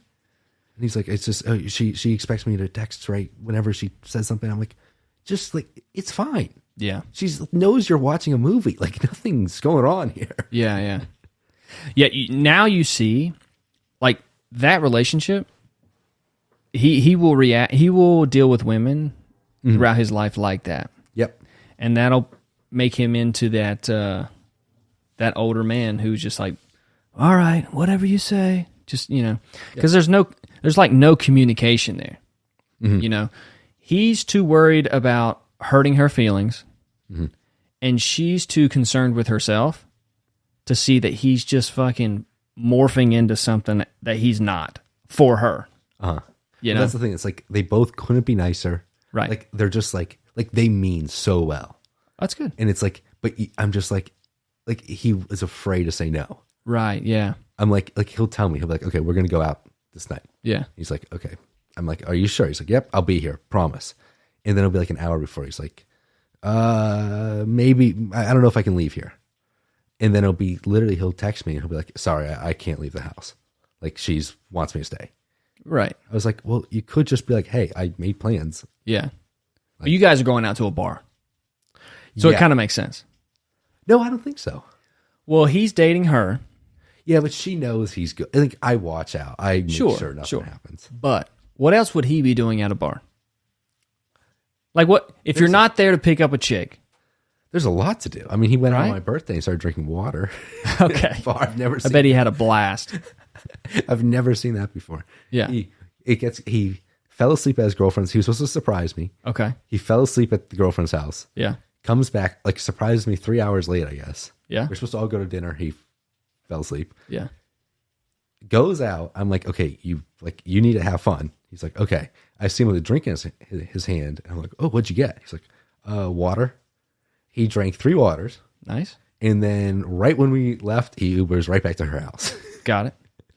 Well, I mean, things change when you're dating somebody, and you don't want to put yourself in that situation, So I understand that, but like definitely communication's so important, and you don't realize like how important until you're like dating someone for 6 months, and it's like, oh fuck, who am I? Who have I become? Yeah. But that's the process of learning how to communicate. Like Courtney and I I've made it a priority to always communicate like how I'm feeling and like, okay, look, this is what I want. Can you provide this? And am I providing what you want? Right. Because if neither of us know, then we can't even try to kind of compromise, right? But it takes time. It takes time to have those conversations and learn how to talk. Because like so many women, so we talk about this. Men won't say shit to women because they get so emotionally triggered. So men just don't say shit, right? And then women are like, oh, they don't understand what a man's thinking, and then because they couldn't handle it if a man told them, right? Right. And then the guy just never says shit, and so if he's not actually communicating with the girl, his head's somewhere else, right? And so that's why that relationship doesn't last. That's the hardest thing about a relationship. Just like you like getting numbers, instead of just getting Instagrams, they get to know you. Right. Yeah. And both parties have to like, I think there's like this fantasy of a relationship that most people have, especially girls. Girls think, oh my God, he's just going to give me everything. He's going to take care of me and blah, blah, blah. And it's like, well, what are you going to do? Right. I'm just going to be me. I'm awesome. I'm funny and I'm smart. He only laughs at you because he's trying to get something. You know what I mean? Like it's funny, like a lot of hot girls think they're funny. Yep. Because guys laugh at them. Right. And it's like, but they literally think it's because of how funny they are. Yeah, there's one girl who I, like, genuinely, she's dumb as can be. Yeah. But everyone just like laughs at her, and she thinks she's amazing. She thinks she's so popular. But it's like, people, like, honestly, to some degree, I think feel bad. Right. I mean, I'm like talking to this girl. I said to her, I was like, good thing you're hot because you're not going to be able to make it on your own. And she looks at me. She's like, yeah, I know. Okay. But I'm like, so why do you have to act so dumb? Right. Just like stay quiet. And she like tries to like talk, and it's just like, come on, like you need to have some self-awareness. Right. But nobody really checks her. No. Especially dudes, right? You got to let her go. Right. Great entertainment. Yeah, exactly. It is fascinating how women will not understand their limitation. Yeah. No, my favorite thing is whenever I do homework. Yeah. It does not matter how much they don't understand the subject. They think they understand it perfectly. And so I'll be doing something and they'll be like, oh, well, you do this, this, and this. And I'm for hours sometimes. They'll be so far wrong. And then they'll be like, oh, why didn't you say anything? I was like, well, you seemed like you understood it. Like, why would I help you if you get it? Yeah. And but they're so convinced. Yeah. At no point. And then they get mad at you. Yeah, it's always my fault. Everything's my fault. For not telling them what to do. Yeah. Yeah. It's the dynamics between men and women are hilarious. Because it's not just one. It's not just like women have issues, but men have issues too. Right. You know. But I like your age, you're just kind of like realizing, oh, okay, there's big differences between people, and it's like both parties are unaware. Yeah. You know what I mean? Mm-hmm. Just kind of like the bar scenario. Like girls are going, yeah, I feel like I could meet the man of my dreams at a bar. Yeah. You know? And guys are like, okay, yeah, right, got it. Yeah. No guy's thinking that. No, None. never. So what's it like being a sophomore now? Now it's just kind of like everyone just wants to get it done. Isn't that crazy? It's like freshman year. I think it's so different. Yeah. It's like you can do whatever you want. Yeah. You're just enjoying the college experience. Yeah. But now it's like, okay, we've done it. Like like I checked the box. Right. It's like, okay, I'll keep going out for the next, whatever, 2.5 years now. But at the same time, it's just like, there's no point. So that's the mindset. It's like, as long as I'm in college, I'm just going to keep living that college life. Yeah. And like, I think for me, it's good because I kind of have like, since I'm also from LA, I have like a combo where it's like, I have like work life, like when my friends are in town from high school, like I'll see them, but then I also have college. But then my friends who only have college here, who don't have a job, don't have a car, so like they're always on campus. It's definitely like, they're like, well, this is it. Like, this is my life right now. And this is just the next few years. Yeah. And I think some people realize that it's not as, like, what is happening is not maybe the best. Yeah. Other people are the opposite. What do you mean? Other people, I think, understand that, like, what's going on, like, can't continue. Right. It's just, I mean, like, I know one of my roommates only eats mac and cheese. Okay. It's the only thing he can cook. Yeah. And it's like, it's just like little things like that. They just think you can do whatever you want for like these 4 years. Right. And then you graduate and it's like you start over. Mm. It's like, that's not really how it works, but yeah, you can think that. Yeah. I mean, it's like what you really want to be doing is like living the life you want to be living outside of college right now. You know? Yeah, I've never understood that. Well, I understand it. I mean, it's easier to do that. It's easier to say, oh, when this is over, I'll change shit. Right. You know what I mean? But yeah, college right now, it's interesting because like, it's like the set in like in high school when you're a senior, you're like, I gotta get out of here. Right. But in college, it kind of comes earlier because you're like, oh, this is another 4 years of this. I don't want to do the whole 4 years again. Right. You know? Yeah, it's like that.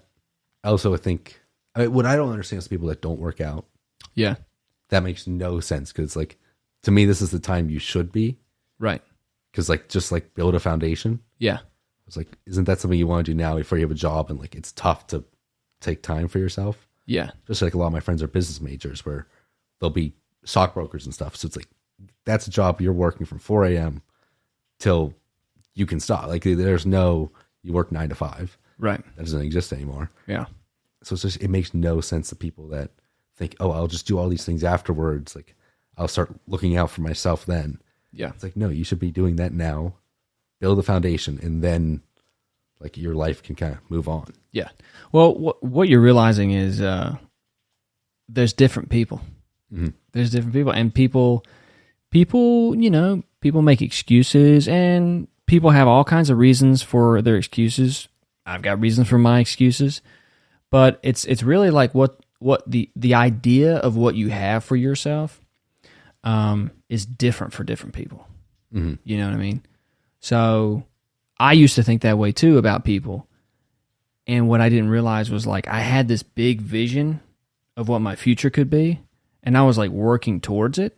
And then everybody else didn't. Right. And it's like I can't expect someone to act like me or like prioritize the things I prioritize if they don't have a vision that matches something similar to mine. Right. And the more you get to know people, the more you see that. But one of the things is like it's hard to like spend a lot of time with those people, right? And so instead of like, so what happens is like you realize your friend's not as geared towards the same idea as you, and then you get upset at your friend. And then instead of just like not spending as much time with them, You still spend the same amount of time, but you just get more frustrated. Right. And it's like, at some point, you like figuring out like, oh, I have to just spend less time with this person and just focus on my own thing, but accept them for what they want in their life. Right. I also think it's amazing how few people in college are independent. What do you mean? Like there's people who need to be around someone the whole day. They like if they're alone for an hour. You mean dependent? Yeah, like they can't live independent. Okay. They're always like surrounded by people, and they honestly have like anxiety attacks.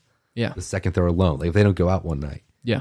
And it's like, I just don't understand. I kind of understand it, but at the same time, I just don't get why you wouldn't want to change that.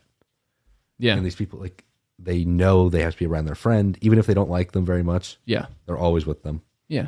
It's just, well, when you are concerned with always being around other people for your validation, there's insecurity there, right? Mm-hmm. So there's some type of insecurity, and either it's based in something true or it's not, and it's like you got to figure out like, is it, and what do I need to do to work on it? The problem is, you're not like that. Mm-hmm. You're like, I'm fucking great. I could be with me all day, right? Which is, debatable. I wasn't that way though last year.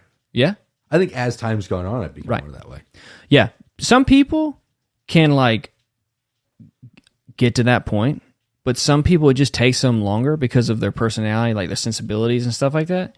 But those people need to like gear that towards something helpful. It's like if you just like want to be around your friends to feel that validation, but the only time you're around your friends is when you go out to bars and shit. It's like, right, that's not healthy. Yeah. So, because I've definitely like last year I was like if I always wanted to go out and stuff. Yeah. And then now I just don't care. It's like if my friends want to, fine, but I don't care if I'm alone. Yeah. Like just if I want to stay at my apartment one night, fine. Yeah. And so, some people are just they never change. I feel like they're still how I was freshman year. Yeah. Yeah.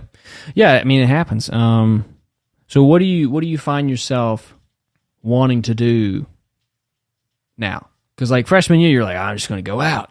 I'm going to keep doing this for 4 years. Well, I mean, ideally it's like you find a girlfriend. Okay. And then you just do whatever like you want. You don't have to go out. You can hang out if you want with her. Yeah. But like, that's the thing is like my friends who go out to bars. Yeah. In a group of guys. Yeah. And when they say we should just stay together at night, no one goes like to girls. Like, it's like, no, that's not like you go out to a bar to meet girls. Right. It's just reality. And girls go to bars to meet guys. Yeah. So I've never understood that. I always tell my friend, I'm like, yeah, we can do that. And the second we get there, I'm out. Okay. They don't see me the rest of the night. Yeah. But no, I think you just like find a girlfriend, or it's just something that's not less of like random hookups. Right. And then just kind of go from there. Right. Just kind of, don't have to do much. The fact that you guys haven't come up with any other option than like go to a bar confuses me. What else would we do? Go to the gym. We could do that. Hang out at somebody's apartment. Oh, we do that. But right. like, that's drinking focused. Oh, well, I mean, that definitely doesn't have to be. It does. Really? Just hanging out at somebody's apartment? Oh, it has to be. It's got to be drinks. Has to be. Why? What else would you do? Talk to each other? Yeah. No, but it's fun when everyone gets a little drunk. Oh, okay. Especially when they get drunk and you don't. Yeah. Then you just get to watch like the disaster. Yeah. Got it. That's 20. Like I went to my friend's house last night. Right. And it's like the second I get he already was drinking. Like that's just the way it kind of goes. Mm. And you can't, like, I'll never have someone over without them asking, like, oh, what do you have? Right. And it's like, that's just expected. Interesting. Yeah, I forget about that. Yeah. When people are in college, like, yeah, hey, we get to drink now. Let's just drink all the time. Yeah. That's Phil's philosophy. Yeah, I know. Especially my friends who don't have cars. Right. Will drink all day. Okay, because they're never driving. Yeah, who cares? They'll show up to class literally with a water bottle full, like with vodka. That's pointless. And I'm like, why are you doing this? And they're like, why not? or they're just like, it's a night class. That's the best excuse. It's a night class. Yeah, because now I have a night class till 9:30 on Thursdays. Yeah.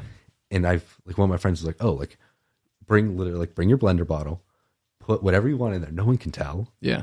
And then you can like pregame while in class, and then you can come out afterwards.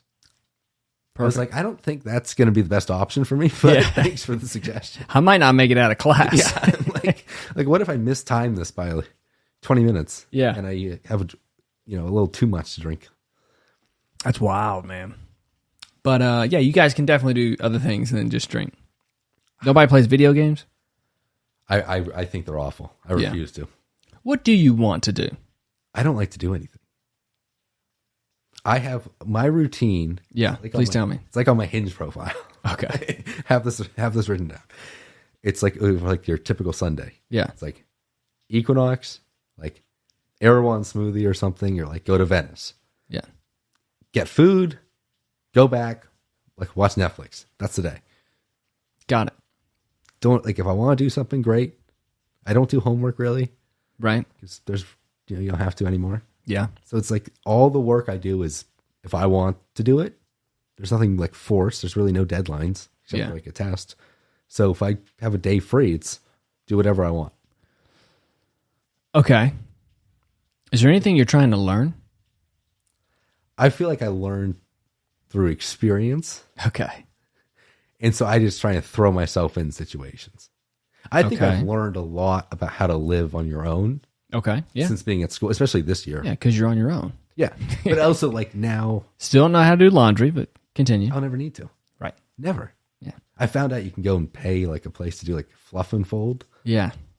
I found in Playa Vista, there's a. Perfect. Yeah, when I got this dry cleaned. Yeah. That's what dries. Like I didn't know, like I have jeans. I don't want them to shrink. Right. And I got in trouble because I thought the only way to do that was take them to the dry cleaners. Right. And so I paid to have that done. And my mom yelled at me because I didn't know if you just didn't put them in the dryer. Right. It never occurred to me. Yeah, you're learning how to live on your own. I get it. I just learned dry cleaning is not dry. You're right. My dad taught me that. Yeah. Yeah, it's like, but I just now think I can actually function as a human being. Yeah, it's great. I think in high school you think you can, but oh, you have no clue. No chance. No clue. But everybody thinks they've got their shit together. Oh yeah. Like, I want to be on my own. The second I got a car, yeah, I felt like I could do whatever. Like I could handle myself on my own. Absolutely no chance. Now I feel like I could make things work. Right. Because like kind of do. Yeah. But yeah, high school you don't. So, but like back to that thing, anything that you want to learn. Oh yeah, I mean, definitely like stocks and that stuff. Yeah. It's like I just think you have to like surround yourself with it. Yeah. So it's like just like checking throughout the day, like talking to people who do it. Right. And that's where like playing golf has been huge because everyone I know who through golf. Yeah.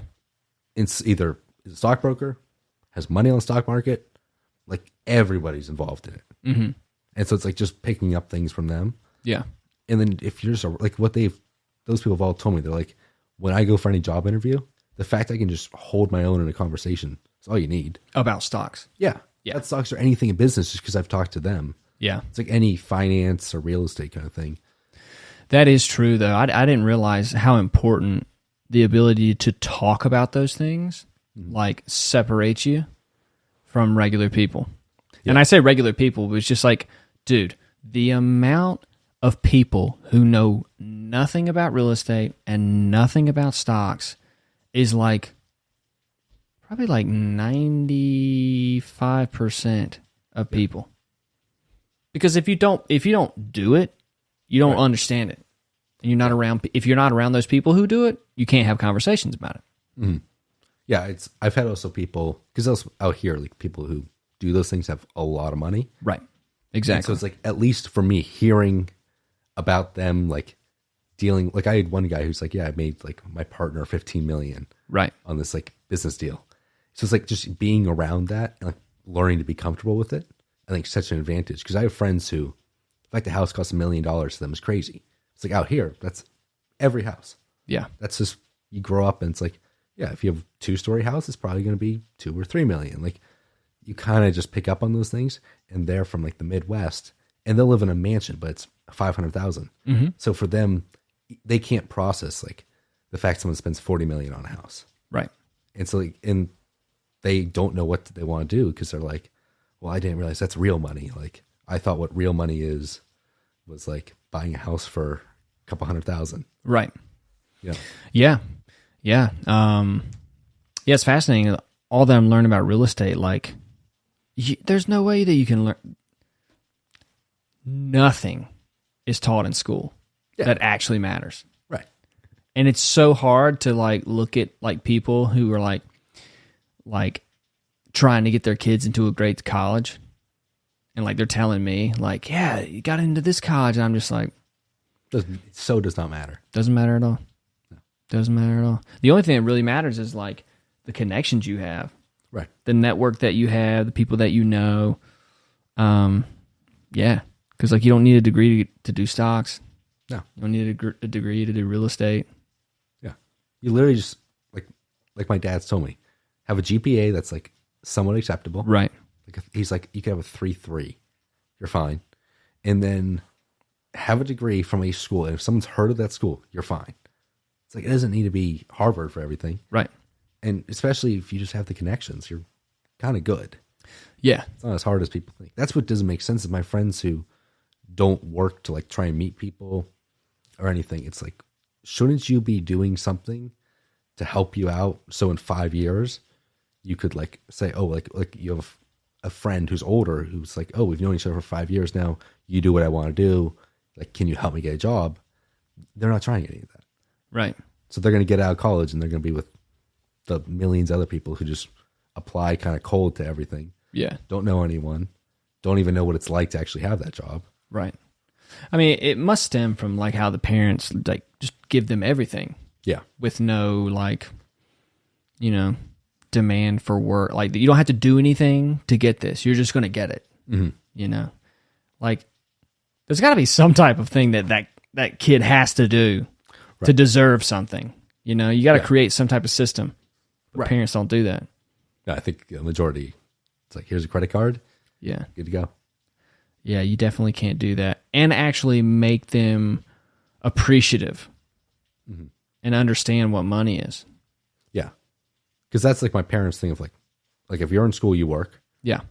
It's like, and like it could be anything. It could be like I worked at a golf store one time as like a cashier kind of thing. Doesn't matter what the job is, but you just do something. Yeah. So you at least process it. It's like all the money that you spend is pretty much your own. Like my parents are like, we'll pay for essentials like food. Other than that, you're kind of on your own. Like we're not going to just support you to do whatever you want. Yeah. But it makes you understand how hard it is to make money. Right. Yeah. You know, like working a 9 to 5 is a hard way to make money. Right. And then you do that for a year, and then you realize that people are still doing that in their 70s. Right. You know, it's like, yeah. Or it's like like coaching in high school. It's like the hour drive there for an hour practice, and then you drive back for an hour. It's like to make the $30, right, or whatever it is. It's like that's tough. Like you can't do that and like actually support yourself.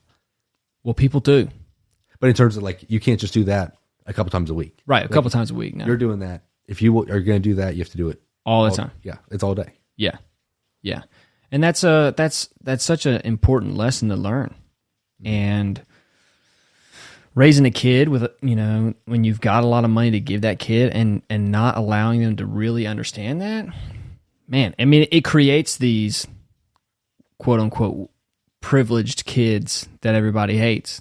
Mm-hmm. And it's really up to the parents. Yeah. You know, like it really is. Mm-hmm. Like, God, I can only imagine some of the people you went to school with in high school. That was hilarious. The people are just, I mean, it's insane. So like, our parking lot, like the first car was always his kid's Porsche. Okay. There's always Range Rovers. It's like, what do you think a parent is actually thinking when they get their kid a Porsche? That's what's funny to me. It's like, I get, it's fine, spend more money, get them a nice car, but then why do you go to like $150,000 car? Like, what's the benefit? And, I don't know. Yeah, I would love for them to like explain it. They can't, no way they can. Yeah. But yeah, like one of my friends, like a Tesla, and of course he had it, and then he like totals the thing. Right. And he was like, yeah, I just didn't see the car. And I was like, you don't think this is an issue that like you got a brand new car, you totaled it within a month? No, I've got a new one now. Yeah, exactly. Yeah. Remember his rental was a Porsche. Perfect. Yeah, the dad didn't want him driving in like a regular, just like, Ugh, like a Ford? that'd be awful. Oh, God. How dare that? That can't happen. For my child, that cannot happen. Yeah. That is funny. But, like, that's the parent, like, trying to protect the kid. Like, thinking that they're doing the best for that kid, but they're not. Yeah, it's also like the parent's image that they're trying to keep up. Got to keep up with everybody else at the school. Yep. Isn't that funny, like, as a kid, when you see that shit, and you see parents still trying to, like fit in? Yeah. You're like, really? You're how old, and you're still trying to fit in? Mm-hmm. Dude, for some reason, kids can just sniff that shit out. Yeah, it's so easy. Yeah.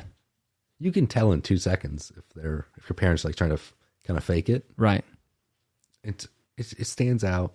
Yeah. And especially I think when you're younger, you can tell because like for me it's like I went to school from kindergarten through 6th grade, the same school. So it's like you are around the same people for a long time. So your parents, like at sports games and everything, are gonna kind of become friends. Yeah. But you can tell who's faking it, who Because you actually- see them change. Yeah. You can see like who actually likes, the other parents, who doesn't. Yeah. Even like right now with my like a coaching job, there are some people that like I can't stand, that they're annoying, but the second that they're in the group of the other parents, they're a different person. Mm-hmm. It's like, okay, you guys just doing that. It's fine. Yeah. Yeah. People do that for the rest of their lives. Mm-hmm. And then they get on antidepressants. It's like one of the hardest things in life to do is to be one way all the time, no matter who you're around. And you kind of don't realize, like a lot of people like put on an act for certain people. And a lot of times it's because they're just good at putting on an act. Mm-hmm. Like some people are not good at acting. Right. Like I'm just going to say what I want to say whenever I want to say it, stuff like that. But some people are actually like, oh, maybe I shouldn't say that around them. But they're actually thinking about that other person, how they should interact with them. And so they kind of morph themselves around or into something different around different people. But that's not the healthiest thing to do. Mm-hmm. And it always comes to bite you in the ass. Yeah. Now, there's a little bit of like, consideration you have to give to everybody, right?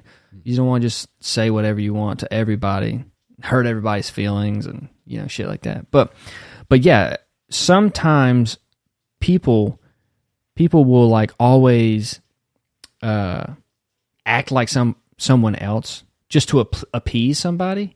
Mm-hmm. And then after doing it for so long, they get mad at other people who don't do the same thing.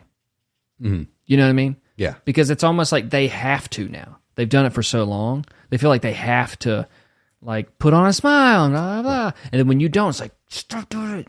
Be like me. Be fake, But it can come from like a fake thing, like because I want to keep up with the Joneses, or it could come from like I just don't want to make anybody mad. Right. And it's like up to you personally to figure out like what are you doing? Which one is it? Mm-hmm. And is that healthy in that moment? Right. But yeah, when you see adults do it still, it's like, ugh. Yeah. It's tough. But like one of the things that you get to realize the older you get is like adults are just kids. I saw some where it's like you think like you're going to grow up one day, but you never really change. Their body just aged. Yeah. That's it. Now, you want to be able to grow in wisdom, right? You want to get wiser the older you get. Not a lot of people do that. That's why you see a lot of older people emotionally unstable, right? Emotionally unstable, acting like a kid. Right. You know what I mean? But so when I hear a lot of people like who are adults who talk about teenagers and like, yeah, just let them do what they want, blah, blah, blah. And it's just like a lot of people. This is what I've noticed. A lot of people who are older are kind of the same as they were as a teenager because they haven't gotten any wiser. Mm-hmm. They just done whatever the fuck they wanted to do. And they've never really kind of like thought about anybody else. Mm-hmm.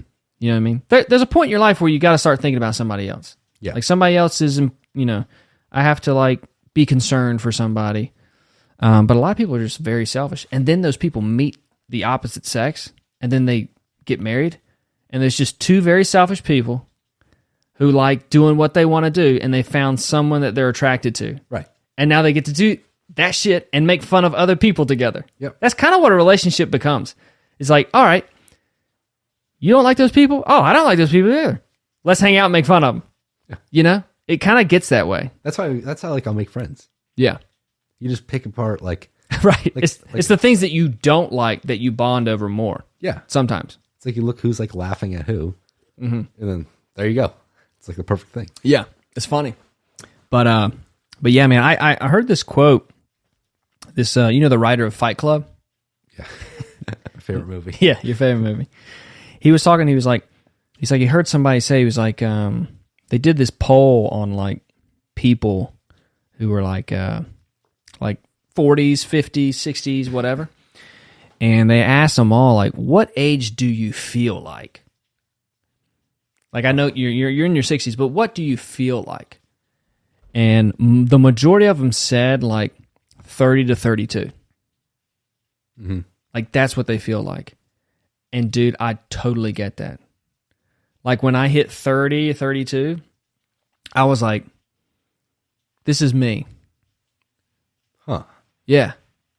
And it's like everything that I struggle with, I'm going to struggle with. Mm-hmm. But everything that I'm good at. And I know that I'm good at. And all these other little things about my identity. And it's like, in your 20s, you're so concerned about other people and what they think about you, for the most part. When you get to to your 30s, you realize that nobody gave a fuck about you. Right. Nobody was thinking about you because they were all thinking about how you were thinking about them. You know what I mean? And but like when I hit that 30, 32 spot, I was like, I think I want to, like the way that I view things now is pretty much how I feel like I'm going to view things when I'm in my 40s and 50s. Like it's, like there's not much. So I had, there's a point where like you can learn more, but like if you're not able to like be humble enough to like accept certain things that you don't know, then you'll never grow. Right. Right? But a lot of people will not do that. Mm-hmm. You know what I mean? So I feel like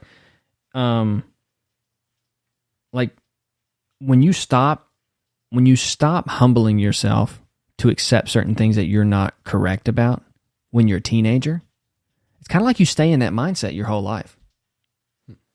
Uh-huh. Does that kind of make sense? Yeah. I mean, it's like we'll kind of go because back. When you were talking about in high school, when you got a car, you were like, I got this life thing. Right. Think about staying in that mindset forever. Yeah, you'd have no chance. Well, you survive, but like you find a way to like get somebody else to take care of you or manipulate other people. But it's not true. Like it's not like it's not like you're growing. Right. You know what I mean? Mm-hmm. No, it's definitely, well, even like for like your quote thing, because that's to me, like right now, I feel like I'm way older. Yeah. It's like, to me, I feel like I'm 30. Yeah. But then had you asked me last year, it would have been like, no, I felt like I was whatever, 18, 19. Right. And it's like now I feel like you just like gravitate to like thinking that you're older. Yeah. I think people either like, especially my age, either think that they're young and like will always be like this. Right. Or they start just thinking like I'm more mature and kind of like, and with me and think they're 30 years older or whatever. Yeah. Well, you want every year to kind of feel like that. Mm-hmm. Like, wow, like a year ago, I was an idiot. You know what I mean? Like, you want to keep growing. The moment you feel like you're not, like you're the same person. Mm-hmm. Like, but there's a good thing about being the same you, right? Mm-hmm. Like, if you become an asshole, you're a worse person, that's not good. But you want to be you, but you also want to grow, right? And a lot of people don't know how to grow. And the number one thing is accepting things that you're not correct about, or accepting things about you that you should grow in. Yeah. You know what I mean? And a lot of people, especially at your age right now, cannot do that. Right. Because it's just too hard. Mm-hmm. Yeah. No, I think, that's kind of the exact point. Yeah. It's like no one wants to also like think they should change. Yeah. Because like I know for me, it was like, I always thought I was young. And then last year when I went to like anaphylaxis, almost died, that to me was like almost like a wake up call. Right. And then since then, it's very much like, oh, like you don't want to know what's going to happen. You could die. And so it's like, you might as like, you kind of have to keep progressing. Right. Because if you just like stay still, like then you're just wasting time. Right. So that's a good point that you brought up. The inevitability of death. Mm-hmm.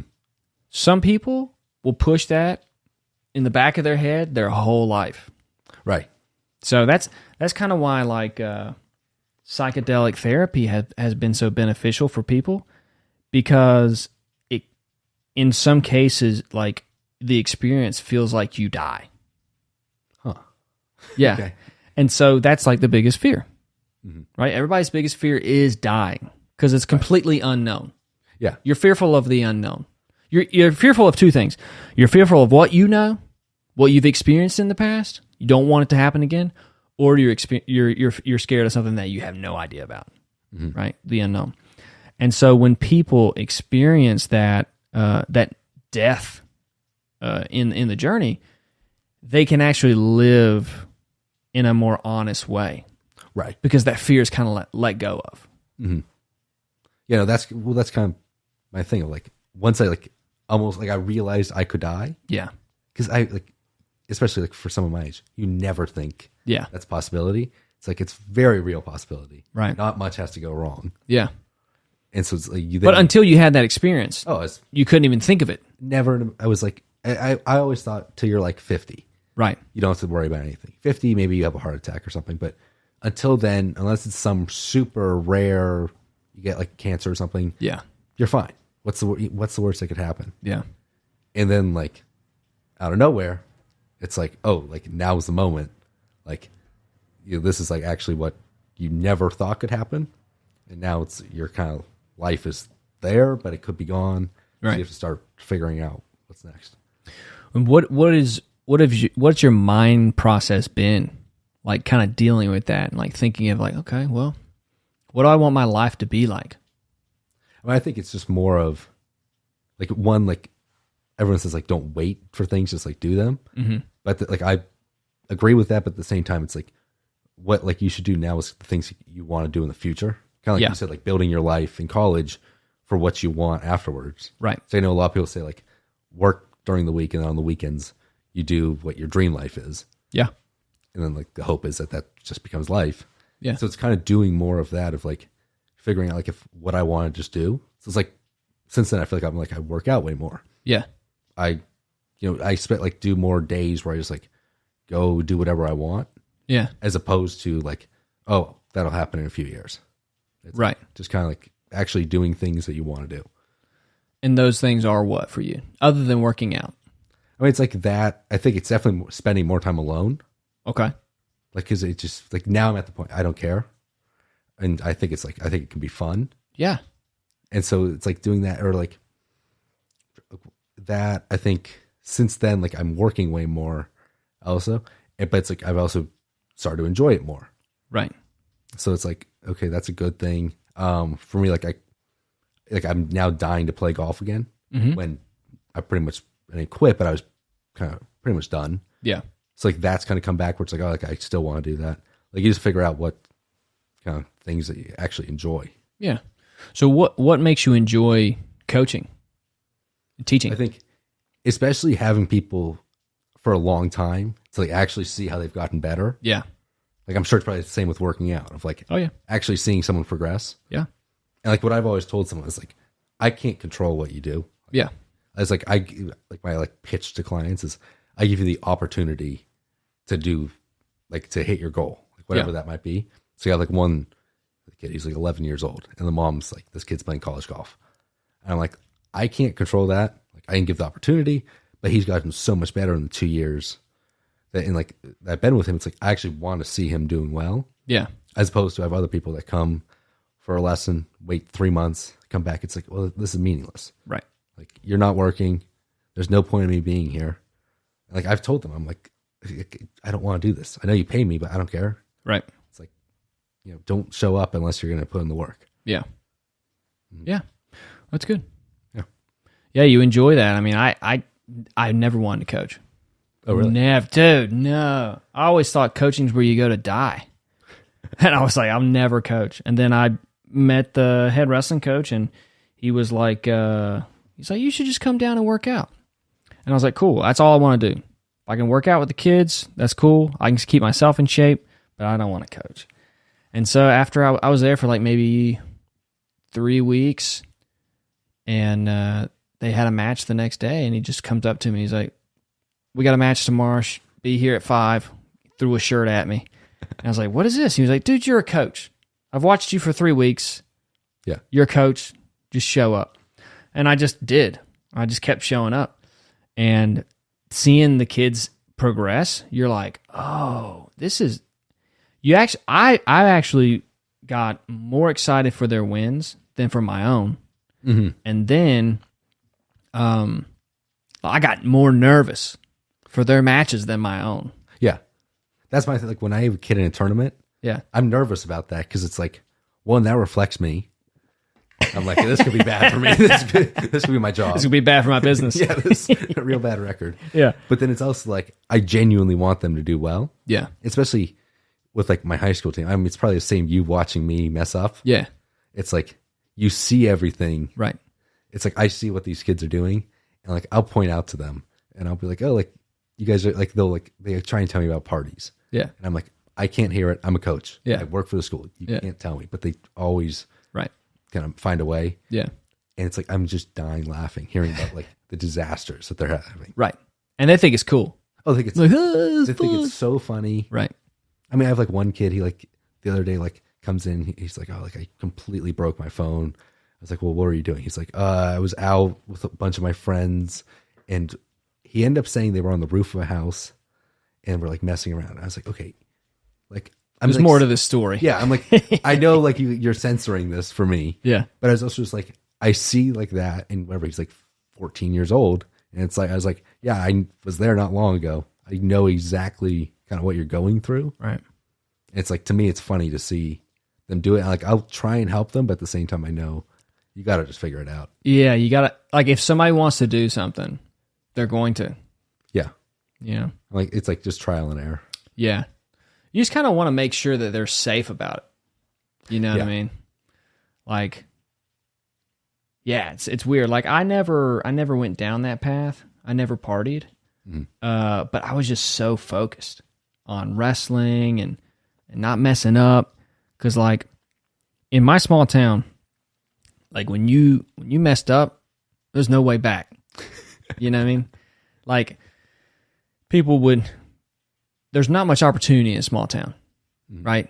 So if you create a horrible reputation for yourself, it's not going to help you at all, right? Networking, whatever. But then, like, since there's a lack of opportunity, like, if you start drinking and then you start, like, fueling that unhappiness with your situation with alcohol or with drugs, things don't get better. Right. You know what I mean? So it's like, just stay away from all of it, so you never go into that hole. So I was just like, yeah, I'll be focused on that. And then I watched my friends go down that and like have no opportunities in their life and end up not even going to college. And I'm just like, what are you guys doing? Right. Oh, I work at the, I do landscaping. It's all manual labor stuff. And I'm just, I can't do that for the rest of my life. Right. You know, I gotta find some way out of that. But yeah, I mean, sometimes you just gotta let people, figure it out on their own. But like conversations though with kids, like I would have conversations all the time with the wrestlers, and I would, I mean, they didn't grow up the same way I did. It's a private Christian school. It's like $15K a year, I think. Yeah. So they didn't have the when I would express to them, hey, look, you know, this could bite you in the ass in the future. They're like, really though? Yeah. Like all the people I know have like their own businesses, and I'm just going to work for my dad. How's it really going to bite me in the ass? And I'm like, good point. I don't know. Mm-hmm. But like, you don't want having that security of like, oh, I'll just work for my dad's $1 million company. Right. It's a fact, right? It's true. Mm-hmm. But you can't just base your whole life on that, because maybe that doesn't work out. Are you going to have the skills and the character to dig your way out of that? Right. If you keep living this way, like thinking that this prize is always there for you, you won't, right? So, and it's hard to teach a kid that you actually have to prepare for the unknown. Mm-hmm. You know what I mean? It's like, no, I'm not going to work harder here. Right. I've got a great opportunity in the future. Why would I want to do it? But you're like, coming from an experience without that opportunity, you have this knowledge that you can't convince a kid of. You can only convince a kid of the values and the importance of those character traits, and like find a way for them to admire that themselves. You know what I mean? Because like, why would you admire honesty, hard work, you know, persistence, if you don't actually need any of those to take on a job at your dad's business? Yeah. Like, why even go to school? Yeah, why? And so you got to, that's why sports are so important, especially wrestling. Because like, if you go out there and get your ass kicked by somebody, it's all on you. Right. You know what I mean? And so like an individual sport like that is such a great way to teach a kid values, not based on their what they have, what the privilege they have or the family life they have. It's like, this is you. Mm-hmm. Nobody gives a fuck that your dad makes $10K or $10 million, you know. Yeah. Like that farmer's son just whooped your ass. Mm-hmm. What are you going to do about it?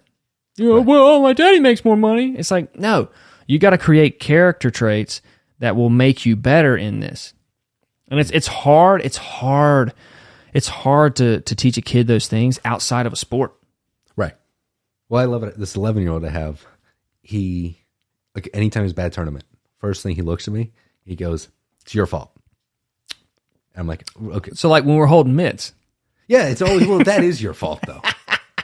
Because you get the combination. That's true. I might need to find sometimes who's faster. Okay. I just think I'm maybe a little taller. Well, that'd be ideal, yeah. If you can get above 5'8". I gotta hold him up here. Let's it's if I'm punching 5'8". Aren't you 5'8"? God. Everyone shorter than you is at least 5'5", right? I mean, I have no clue. Keep going. But no, so he always blames me. Yeah. Whenever something goes wrong, and I'll be like, okay, why? He's like, well, you didn't teach me how to do this. Right. And I'm always like, so I have to teach you everything. He's like, yeah. And I'll ask him, like, okay, what did you do this weekend? He's like, I went to a friend's like sleepover. Yeah. And I'm like, so did you practice? No. Did you do anything for like to be productive? No.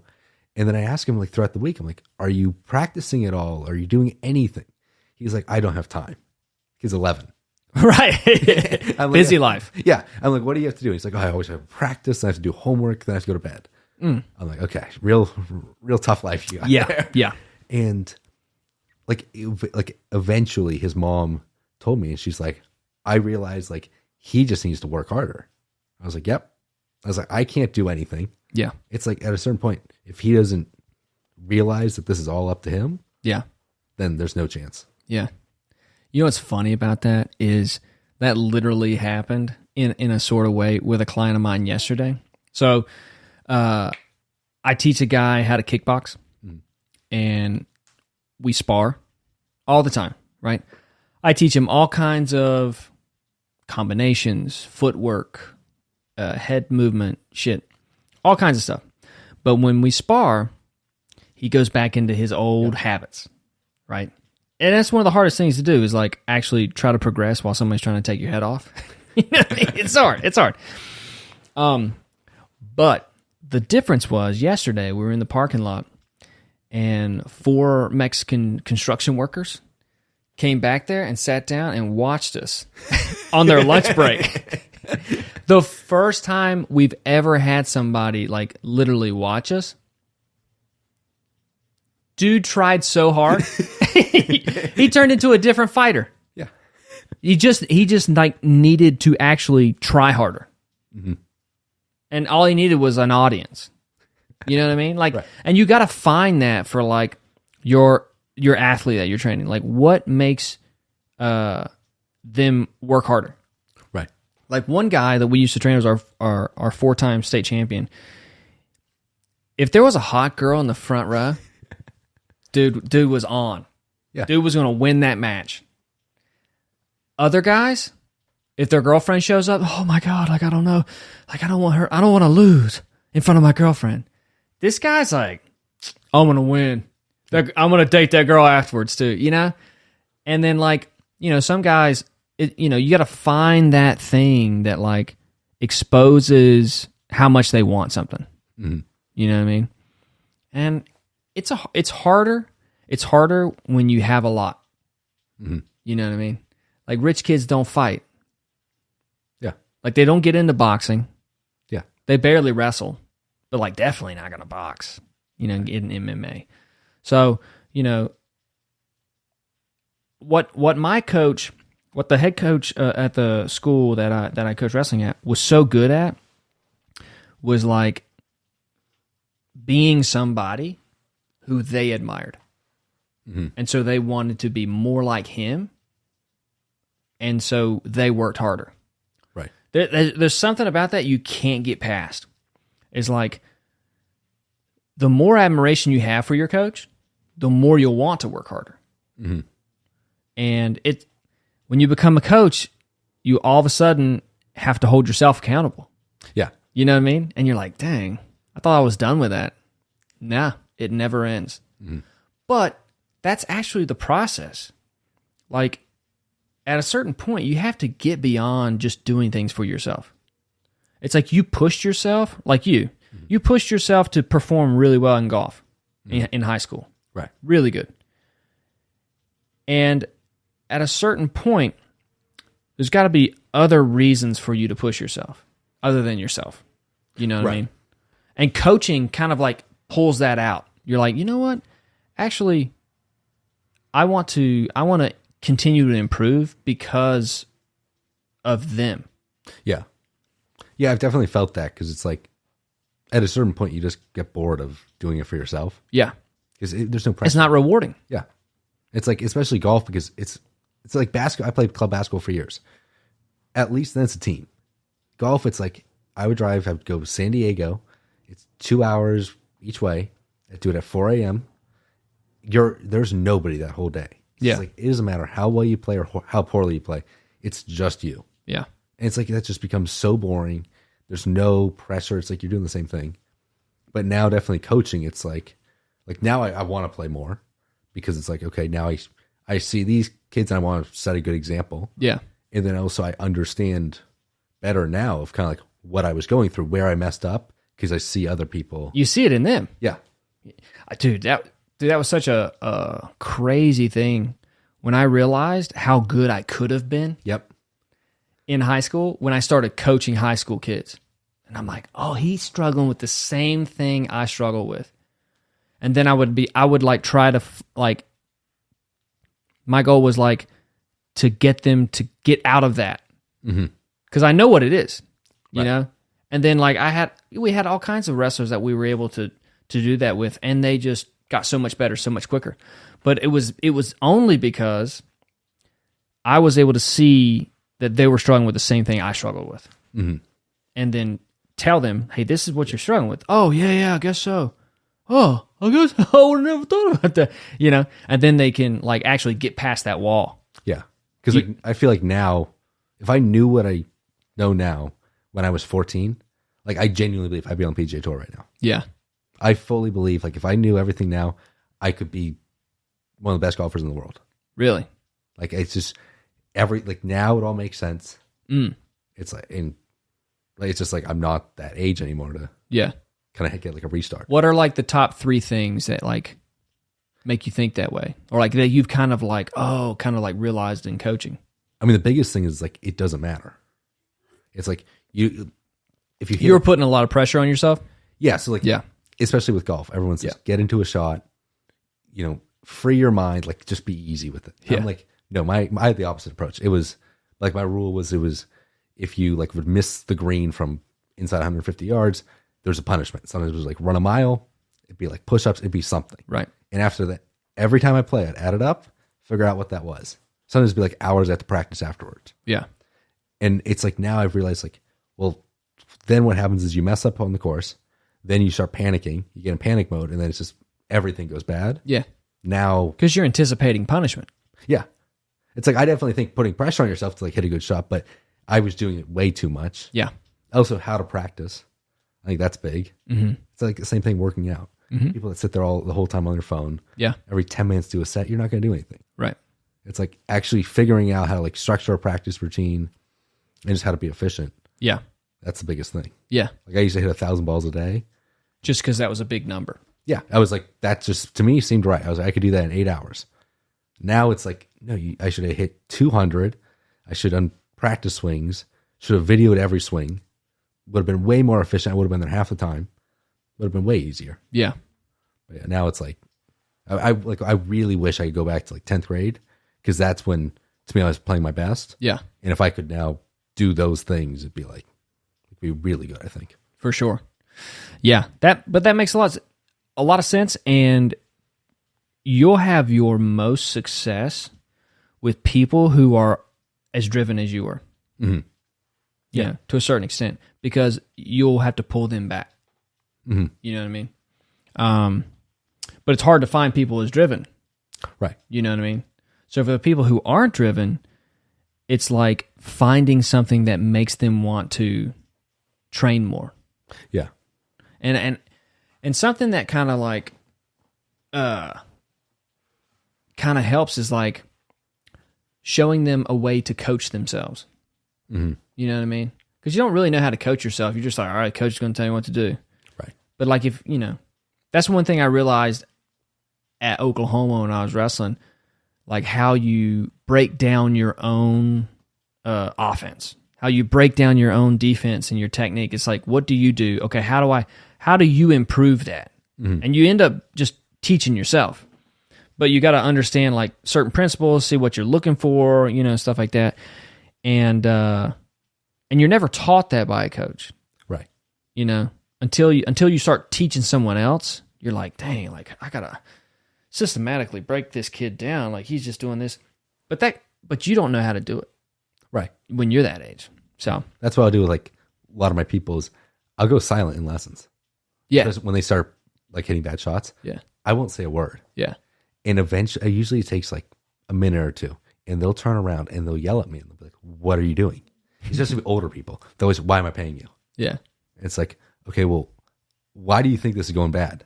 Yeah. And they're like, "I don't know, but that's your job." It's like, well, I'm not always here with you. What are you going to do? We're together an hour a week. What are you going to do any other time this starts happening? Right. And they're always like, "I don't know. I'll text you." It's like, okay, that can't be how much you have to depend on me. Right. Yeah. It's like the younger kids.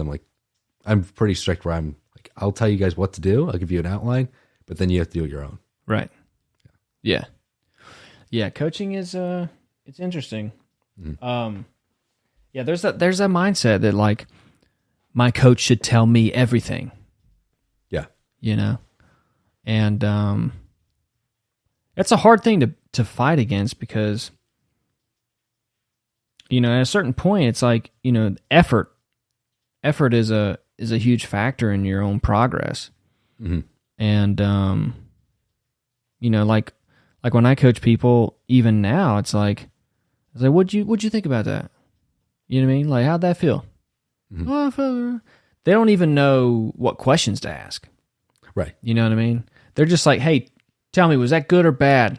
Mm-hmm. And it's like, well, what we really want to do is establish like what questions you should be asking yourself. Right. Like, did I rotate all the way through? Mm-hmm. How was my finish? Yep. How was my balance? Like all this stuff that that people aren't aware of. That's like what I try to do. Like, even when I was coaching wrestling, I was like, they would lose a takedown, and they come over to me, what'd I do wrong? And I'm like, well, what do you think you did wrong? I got taken down. I'm like, okay, so you got taken down. Mm-hmm. Okay. And you don't want to get taken down, right? So what are we going to change? Well, I don't know. You tell me.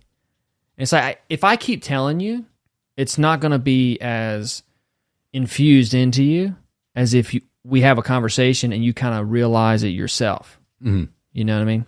But that takes focus. That takes concentration and like humility.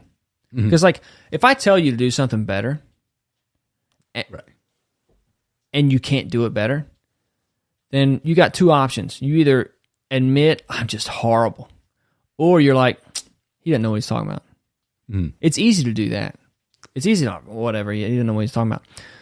But if you like break down why you're not doing that well, like it's hard to deny, yeah, I guess my hips didn't rotate all the way through. Right. That's on me. I control that. I move my wrist too much, not strict with it, or I'm too not strict enough, or whatever. That's on me. But like when you can break down all the reasons, then it makes more sense. Mm-hmm. But it's hard to get somebody to realize that doesn't want to be wrong. Yeah, it just wants things to work out. Mm-hmm. And we had kids that I would coach that would like expect the other person just to lay down. Oh. Like, how dare he try to wrestle me? Yeah. And you're like, well, what are you doing? You're trying to wrestle him too, right? He's like, yeah, but he's not that good. And he's like, how does he think he's going to beat me? It's like, well, I mean, kind of like entitlement is that, So you're battling all kinds of egos all day, right? Coaching.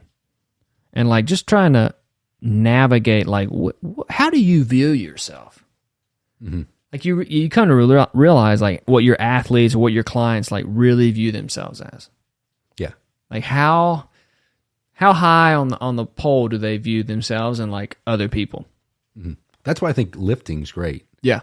Because fast, like if you can't do it. Yeah. If I just can't lift the weight, like there's no cheating it. Yeah. And you can't sit there and be like, oh, well, I almost did it. It's like, no, you either did or you didn't. And there's always someone who's kind of able to do something you're not. Yeah. Mm-hmm. Yeah. Yeah, but like what happens is you'll have those clients that are like, that continue to get upset with you because of their lack of progress, and they'll just leave. Yeah. You just won't train them anymore. Yeah. And they'll try to find somebody else. And it's like, I've had some people I've trained that are like that, and they'll tell me about their experience with their other trainer. I'm like, oh, okay. This is how it's going to be. You don't want to work hard. And then 2, you complain when I try to get you to work hard. Mm-hmm. And literally the only way you're going to get better is by working hard.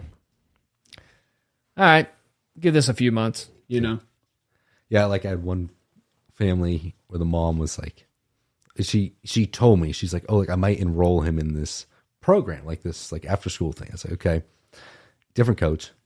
She does research on him. Like the kid goes to one thing. She comes back to me and she's like, yeah, we're never doing that again. I was like, why? He's like, that coach is completely different than what you've been teaching. I was like, well, yeah, that's expected. She's like, well, we just don't understand it. Like everything you say seems to make sense. It's like very dependent on the kid. He's the opposite. He's like, oh, if you just listen to me, it's going to be easy. And I'm like, yeah, that makes sense. And they're always like, the first thing I asked was like, did you guys pay for the whole thing or did you just pay for one? And like, well, we just did one. And I was like, okay, well, he's trying to sell you on the whole thing. Mm-hmm. I was like, the reality is it's going to be the same. In a month, the kid's not going to be magically better. Yeah. The coach can't control that. Yeah. And this parent, after probably a week of kind of telling me about this, of like the experience they had, we're like, yeah, now we understand. Like, we can't ever leave you. Okay. That's good. Yeah. I was like, okay. But, like I tell people, go talk to another coach. Yeah. Feel free. I don't care. Yeah. Just, like, I think it makes me look better once you come back. Yeah. Or like I'll have some people who leave and then like months later will text me and see, just like check in. And I'm like, okay, what's the real reasoning here? And they'll ask a question. What do I do here? And they're like, listen to a video of their swing. And I'm like, okay, so things aren't working. And then you come right back to me. It's like, I don't do that. I tell people like, once you leave. Yeah. I'm not going to view your videos and shit. Yeah. I'm like, I'm not going to help you if someone else is helping you. Yeah. Nah, not at all. Yeah. I had one parent that said they want me to take their kid, teach them how to play on the course, but another guy is going to teach them at the range. Yeah. Makes sense. Yeah. It'd be like, if you teach me how to box. Yeah. But then anytime I do any sparring. Yeah. Is with someone else. Yeah. And the parent was dead serious about this. I was like, I can't do that. And they're like, why? And I kept explaining, I'm going to try and fix something. And then that's going to be the other coach's job. How do you think this is going to work between the both of us? Right. And they're like, well, you guys can figure it out. I was like, no, I'm too many cooks in the kitchen. Yeah. Yeah. Yeah. We had parents that would do that with wrestling too. And we never got along with them because they're like, during the season, he's a part of the team. He's going to practice with the high school team, but then in the off season, he will just he'll practice with the club team. And then once season started again, the parent would be like, "Hey, well, they don't do this. They don't do this at the club team. They do this. Y'all should do more of that." And it's just like, yeah, just take your kid somewhere else, man. Right. Don't have them in two different places. Mm-hmm. But parents don't really get it when it comes to like the dynamic they're creating by having different coaches with their kid. Right. But yeah, that's parents. I mean, that's the worst part of coaching is parents. Yeah. It really is. I've had awful ones. Yeah. Like one of them signed an NDA because they just think they're going to tell me such sensitive information. It's like, okay. Like I've many that I can't, like they are like, you can't tell anyone you work with us. Yeah. Like this one family comes to me and they're like, we've had 6 coaches in the past 5 years. It's like, okay, this is going to be fun. It's not good. And that's like, they're like, okay, you can't tell anyone what you're teaching us. And I'm like, I teach golf. Yeah. I'm like, it's pretty much the same thing else. This is not rocket science. Yeah. Yeah. And they think it's so serious. They think this is life or death. And I'm like, okay, one, clearly isn't if you've had this many coaches. Right. Yeah. Exactly. And I think I'm the only one willing to work with you guys at this point. Right. But it's, the parent after every lesson would call me and would talk for an hour. And I'd be like, look, it's your kid. Like, let him figure it out. I'll keep you in the loop on what you need to know. Yeah. But you don't need to know everything that I told him. Right. But yeah, that family's crazy. Yeah. Jeez. Wow. And it was just for their kids golfing? Just one kid. One kid. I knew it was a red flag. Once I told the coaches and I told them how much I charge and they say, we're not going to pay you that. We're going to pay you more. Oh. I was like, oh no. There's a reason for that. When he said that on the phone, I was like, oh, this is great. And the second the phone hung up, I was like, wait a minute. I'm locked into something there's here. Something here. Yeah. And the next thing I know, I get a text saying, everything's confidential. No names. Nothing you say. You can't, they don't want me to use examples of that kid to another kid. Like I can't say it, like they literally told me, you can't say, oh, I have this kid who in a tournament had this happen to him. Right. That gives away too much. Okay. And they're thinking that it's going to help other kids. It could help them. It could, keep in mind, I don't have another kid who's this age. Yeah. It really does not matter. Yeah. And it could either help them or it could show a weakness that this kid has. Or I'm just, like they try and explain it to me. Is it the mom that's always explaining it? No, the mom never talks to me. Okay. So it's the husband. It's the husband. He had a sit down lunch with me. Okay. So I've never had as a golf instructor. Yeah. The whole thing, he wanted to do monthly check-ins. Okay. And I said, okay, fine. 5 minutes. Yeah. I'll tell you what we've worked on the past month. Yeah. We move on. And he would then just call me once a week. Then it started to every other day, then every day. Yeah. And he could stay on the phone for 2 hours. Dang. It doesn't work, huh? No. He does not. I don't. They claim they have a lot of money. They always keep promising me all this money. Like the phone. He's like, if you get my kid to play for an Ivy League team, I'll give you like X amount of dollars. I forget what it was. I'm like, well, I said, I was like, okay, like, thank you. Like, I can't control that. Yeah, like, I can't. I want to take the money. Yeah, I'd love it if you just want to Venmo me. But, Yeah. That's funny, man. Yeah, I have like that. I have a few families who are a bit like that. But I mean, they obviously have a lot of money. They come from. Oh yeah, it doesn't. Yeah. That's the thing is for all of them, it's dispensable. Yeah. Who cares? Yeah. You know? Yeah. It seems that like some people think that they can buy everything. Mm-hmm. You know what I mean? But you can't buy better golf skills. No. You can buy coaching. Right. You can buy better coaching, but you can't buy the skills. Yeah. That's on you. Yeah, it's like the one I have a parent. She got mad at me because they want to book me every day of the week, pretty much. I was like, no, I'm not doing that. Just practice on your own. Yeah. And she's literally like, well, we're paying you. And I was like, I understand. I should say yes. Like I should 100%. I'm totally agreeing with you right now. I'm just like, this is going to do nothing for any of you. Like I was like, you're pretty much giving me money to sit there with your kid and watch him practice. At the end of the day, he just needs to do this on his own. Yeah. But, well, I mean, that's good for you to be that honest. Because like a lot of people would just be like, okay, cool. And there's nothing wrong with that. Because your eyes are worth the money and the time. Right. Right? As a coach. Yeah. Your eyes are what they're paying for and your knowledge and your experience, right? But at the end of the day, some people just don't, they just need to do it on their own. Yeah. And that's also like, I get it if you just like, if you need to make money, like kind of do it. Yeah. But also like everyone knows I'm in college. Like this is my side thing. Yeah. And like, I'm not afraid to say no to booking lessons. Like Right. I do it when I can. I'm not trying to kill myself with it. Yeah. And like some parents just don't understand that. That's interesting. I love the people that go like, they'll like try and book me like 7 a.m. Saturday mornings. I'm like, no, I'm like, I went out Friday night. I got back at 3 a.m. I'm not waking up for you. You barely got here on time. Yeah, this was awful. 10:45? I literally set my alarm. I wear my shock bracelet. Shocks me awake. Because that's normal. Did you find that on Amazon? Yeah. Jeez. What's it called? Pavlok. It was on Shark Oh, Tank. yeah, that's right. Just train yourself to be a dog. Oh, it's awful. There you It go. hurts. Really? Oh, it really hurts. I mean, like now I've become numb to it. But the shock is bad. You like choose the percentage that you want. Yeah. So like the first now Dude, that's not healthy. no, it's supposed to be great for like addictions. What are you addicted to? Sleep? Well, normal people use it for like if they like alcohol, that kind of stuff. Yeah. I have their Yeah, normal people. it's called the shock clock, Yeah. and it's only for waking up. Okay. So it's so like I used to set the percentage for like 20%. That was enough to zap me awake. Yeah. Now I'm at 100. And I'll set it so every 5 seconds the thing keeps doing it until I find my phone, unlock it, turn the thing off. Oh my God. So every once in a while, if I put on my right wrist, it's pain. Yeah. My left wrist is numb. Oh, okay. Yeah. But There you go. you know, it's like waking up for this was really tough. I set 4 of those things starting at 8, and then eventually my phone alarm went off at 9:30. Yeah. I was like laying there in bed, and I was like, okay. But it's only because you came back at 3 a.m.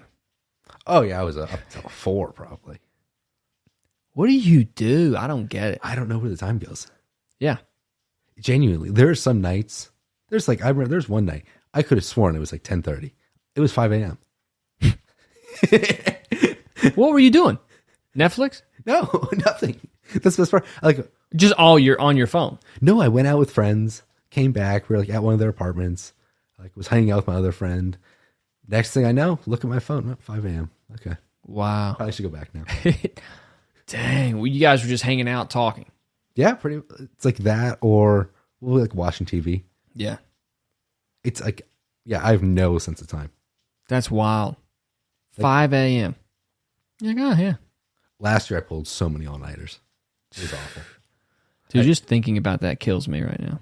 The problem I'd have is I'd go to UCLA, stay at some girl's place. Right.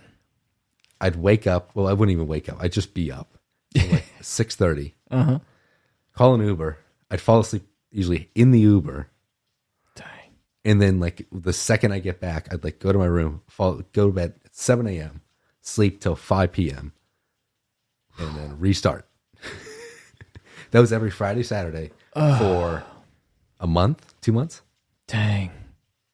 I don't know how I survived. Young. That was peak caffeine addiction.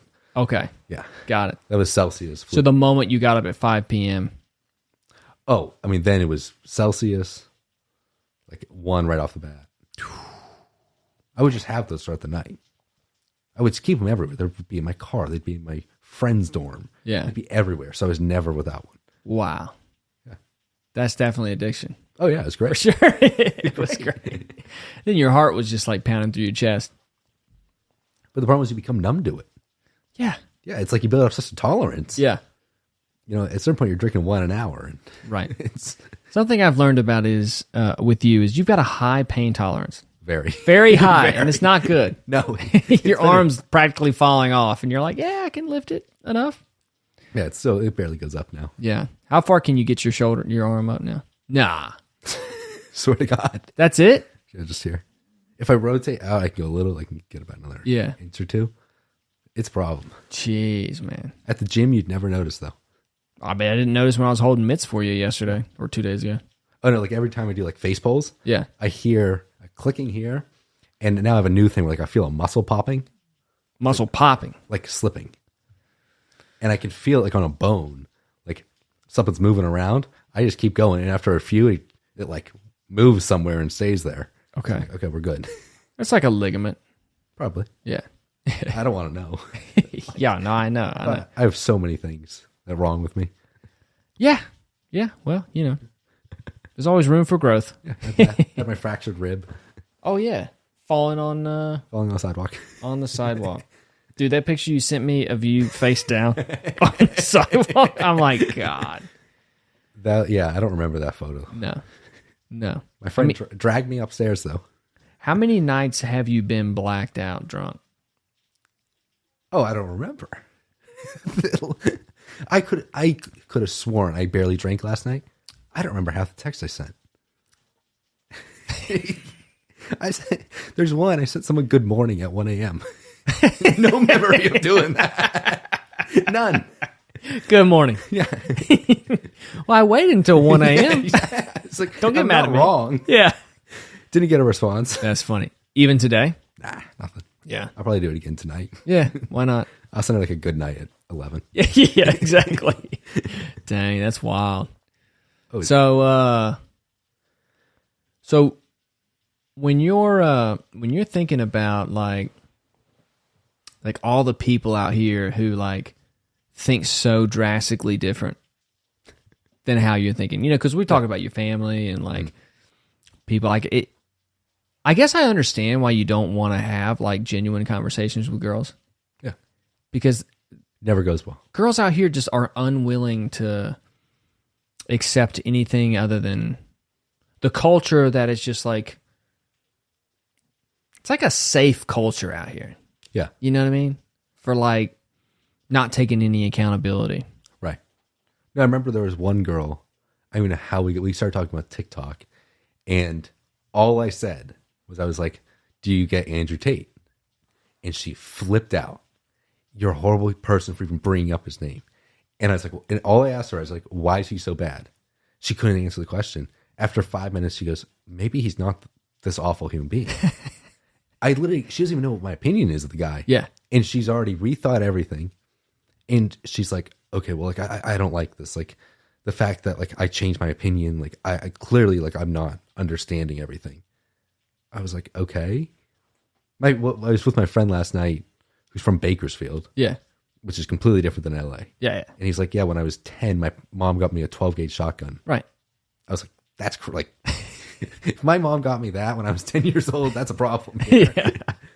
No, it's so, that's why I don't want to talk to all these people. Yeah. Everything I have is like super surface level. Right. It's like, there's no need to go into it. Yeah. Yeah, I get it. I mean, I don't have many deeper conversations with people out here. But that's why Courtney and I are together, because we share the same views. Yeah. I mean, Courtney's the one that I talk to about everything, because we're both looking at people out here like, what the fuck is going on? It's hilarious. Yeah.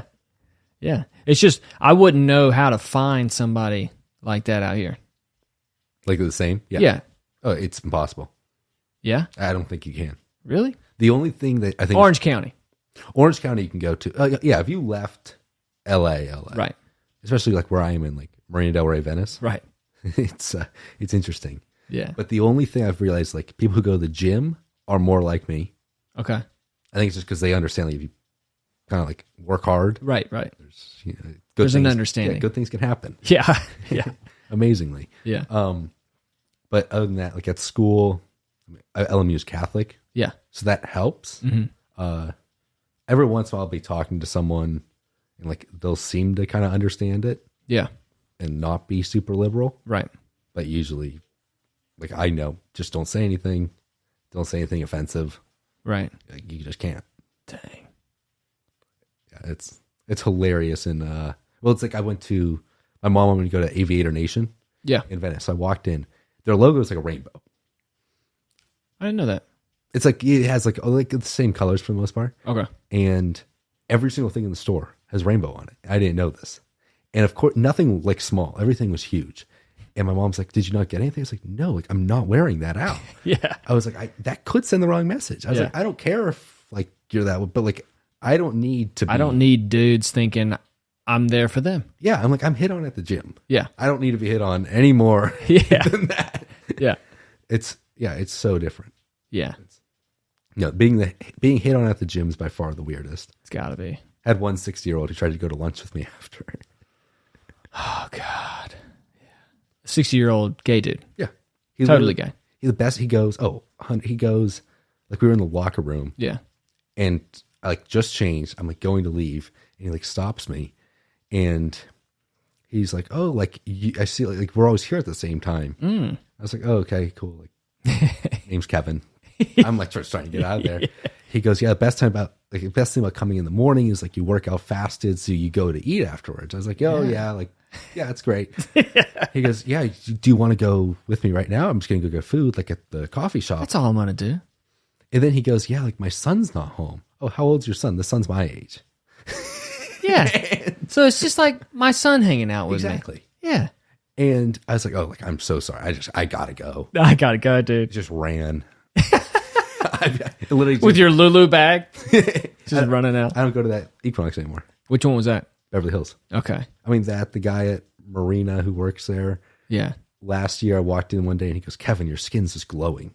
It's like, "Thank you." It's like, Thank you. get that. And then like the next day follows it with, "Yeah, that shirt fits your biceps really well." I was like, "Oh, thanks." Like, Nice. And ever since then, it's like every day is a different compliment. And I'm just like, okay. And this guy runs the marina spot? Oh, no, he doesn't know. He's like the guy at the front desk. Front desk. Got it. Yeah. It's Handing out compliments. It's that. Follows me on Instagram, comments, Wow. everything. Yeah. It's a weird life, man, out here. I mean, I had a cousin who moved out here for 2 months and I was going to move out here and like take over his roommate spot. This was back in 2008. And he was like, "Dude," he got on the phone with me one night. He was like, "Dude, I'm coming home." I'm like, "Why?" He was like, "Everybody's gay and everybody makes fun of my accent." And I'm like, "Oh, Jesus." Like, that's it? And he's like, "You don't get it, man. You don't get it." And it's like, yeah, when you come from like a place where you're never hit on by dudes, like you couldn't even think about getting hit on by a dude. Like the only gay people you know in high school are like to themselves and like they're not even really out. You know, like nobody even like, they're just like, "Yeah, he's gay." Right. Like we know he's gay, but he doesn't say anything. Yeah. And then you move out here. Completely different. It's, oh man. And people say culture shock, but it's just like, it's like a boundary shocker. Yeah. It's like, I thought I had a boundary this big, but now my boundary is like right here. Right. And it's uncomfortable. What's funny is like, I wouldn't say any of the things that have been said to me to a girl. Like I would never like try and pick up a girl saying these things. Right. But now it's acceptable to come up to me and say them. Right. It's like, like I'm not going to stop them. Yeah. Because I don't want that mess either. Yeah. Like, I feel like that's worse. Yeah. but it makes no sense. Oh yeah, like the things that gay men get by with Yeah. on another level. A totally different level, man. I told you about that one gym I was training at. Oh yeah. Yeah. Or he just comes up and like hugs me and I'm like, yo, dude. And I start pushing him off and he starts pushing me. And I'm like, what is this? Yeah, it's just weird. And he didn't think, oh, I was just playing. I was just having fun. It's like, dude, if you did this to a woman. Right. Be in jail. Yeah. Like, but yeah, gay guys just like, oh, I'm just being a guy, just being a bro. So you can always play that angle. Right. Like, oh, just us bros. And it's like, yeah, but if I was on my knees for a second, I don't trust you around me. Something would be in my face. You know what I mean? Mm-hmm. And that's fine if you do that on the weekend with your friends. Not with you. Not with me, man. That's funny, man. Well, dude, this has been a fun little podcast. You like it? Yeah, it was good. It was fun. Me. Yeah, you talked enough shit to get yourself into more shit. It'll be perfect for my book. 10 years, book comes out. Let's talk about the book. How far along is the book? I want it to be at 50 pages at the end of winter break. I'm at like. You mean it in a year? What do you mean? You wanted it to be. Yeah. Like I thought you said you want it to be. No, so within a year, you want it to be in 50 pages. Well, yeah, but then I'm down to 8 right now. Okay, you're only at 8. The new strategies, I'm just going to write all my thoughts. Yeah. I have like my note app because I get these like thoughts in my dreams. Yeah. Just write them down. Yeah. And I'm going to just pay a ghostwriter. So they'll make it all good. Okay. Yeah. And it comes out and it's going to be great. Okay. And that text message is on the front page from that girl. Yeah. So it's like, that's the cover of the book. That's just the cover. What's the title of the book? It keeps changing. Yeah. It's like, I don't know. Give me 3 different versions. It could just be something simple like my life. Yeah. Another one, I mean, it depends. You know that's Mein Kampf, right? That's what? Adolf Hitler's autobiography. I didn't know that. Okay. Yeah. Not that. Yeah, it could be just my life. Mein Kampf. Okay, cool. That's all right. So what's the other option? Well, the other one I can't do anymore. It was a Kanye thing. Yeah. It was because like I have my banner. So Hitler and Kanye.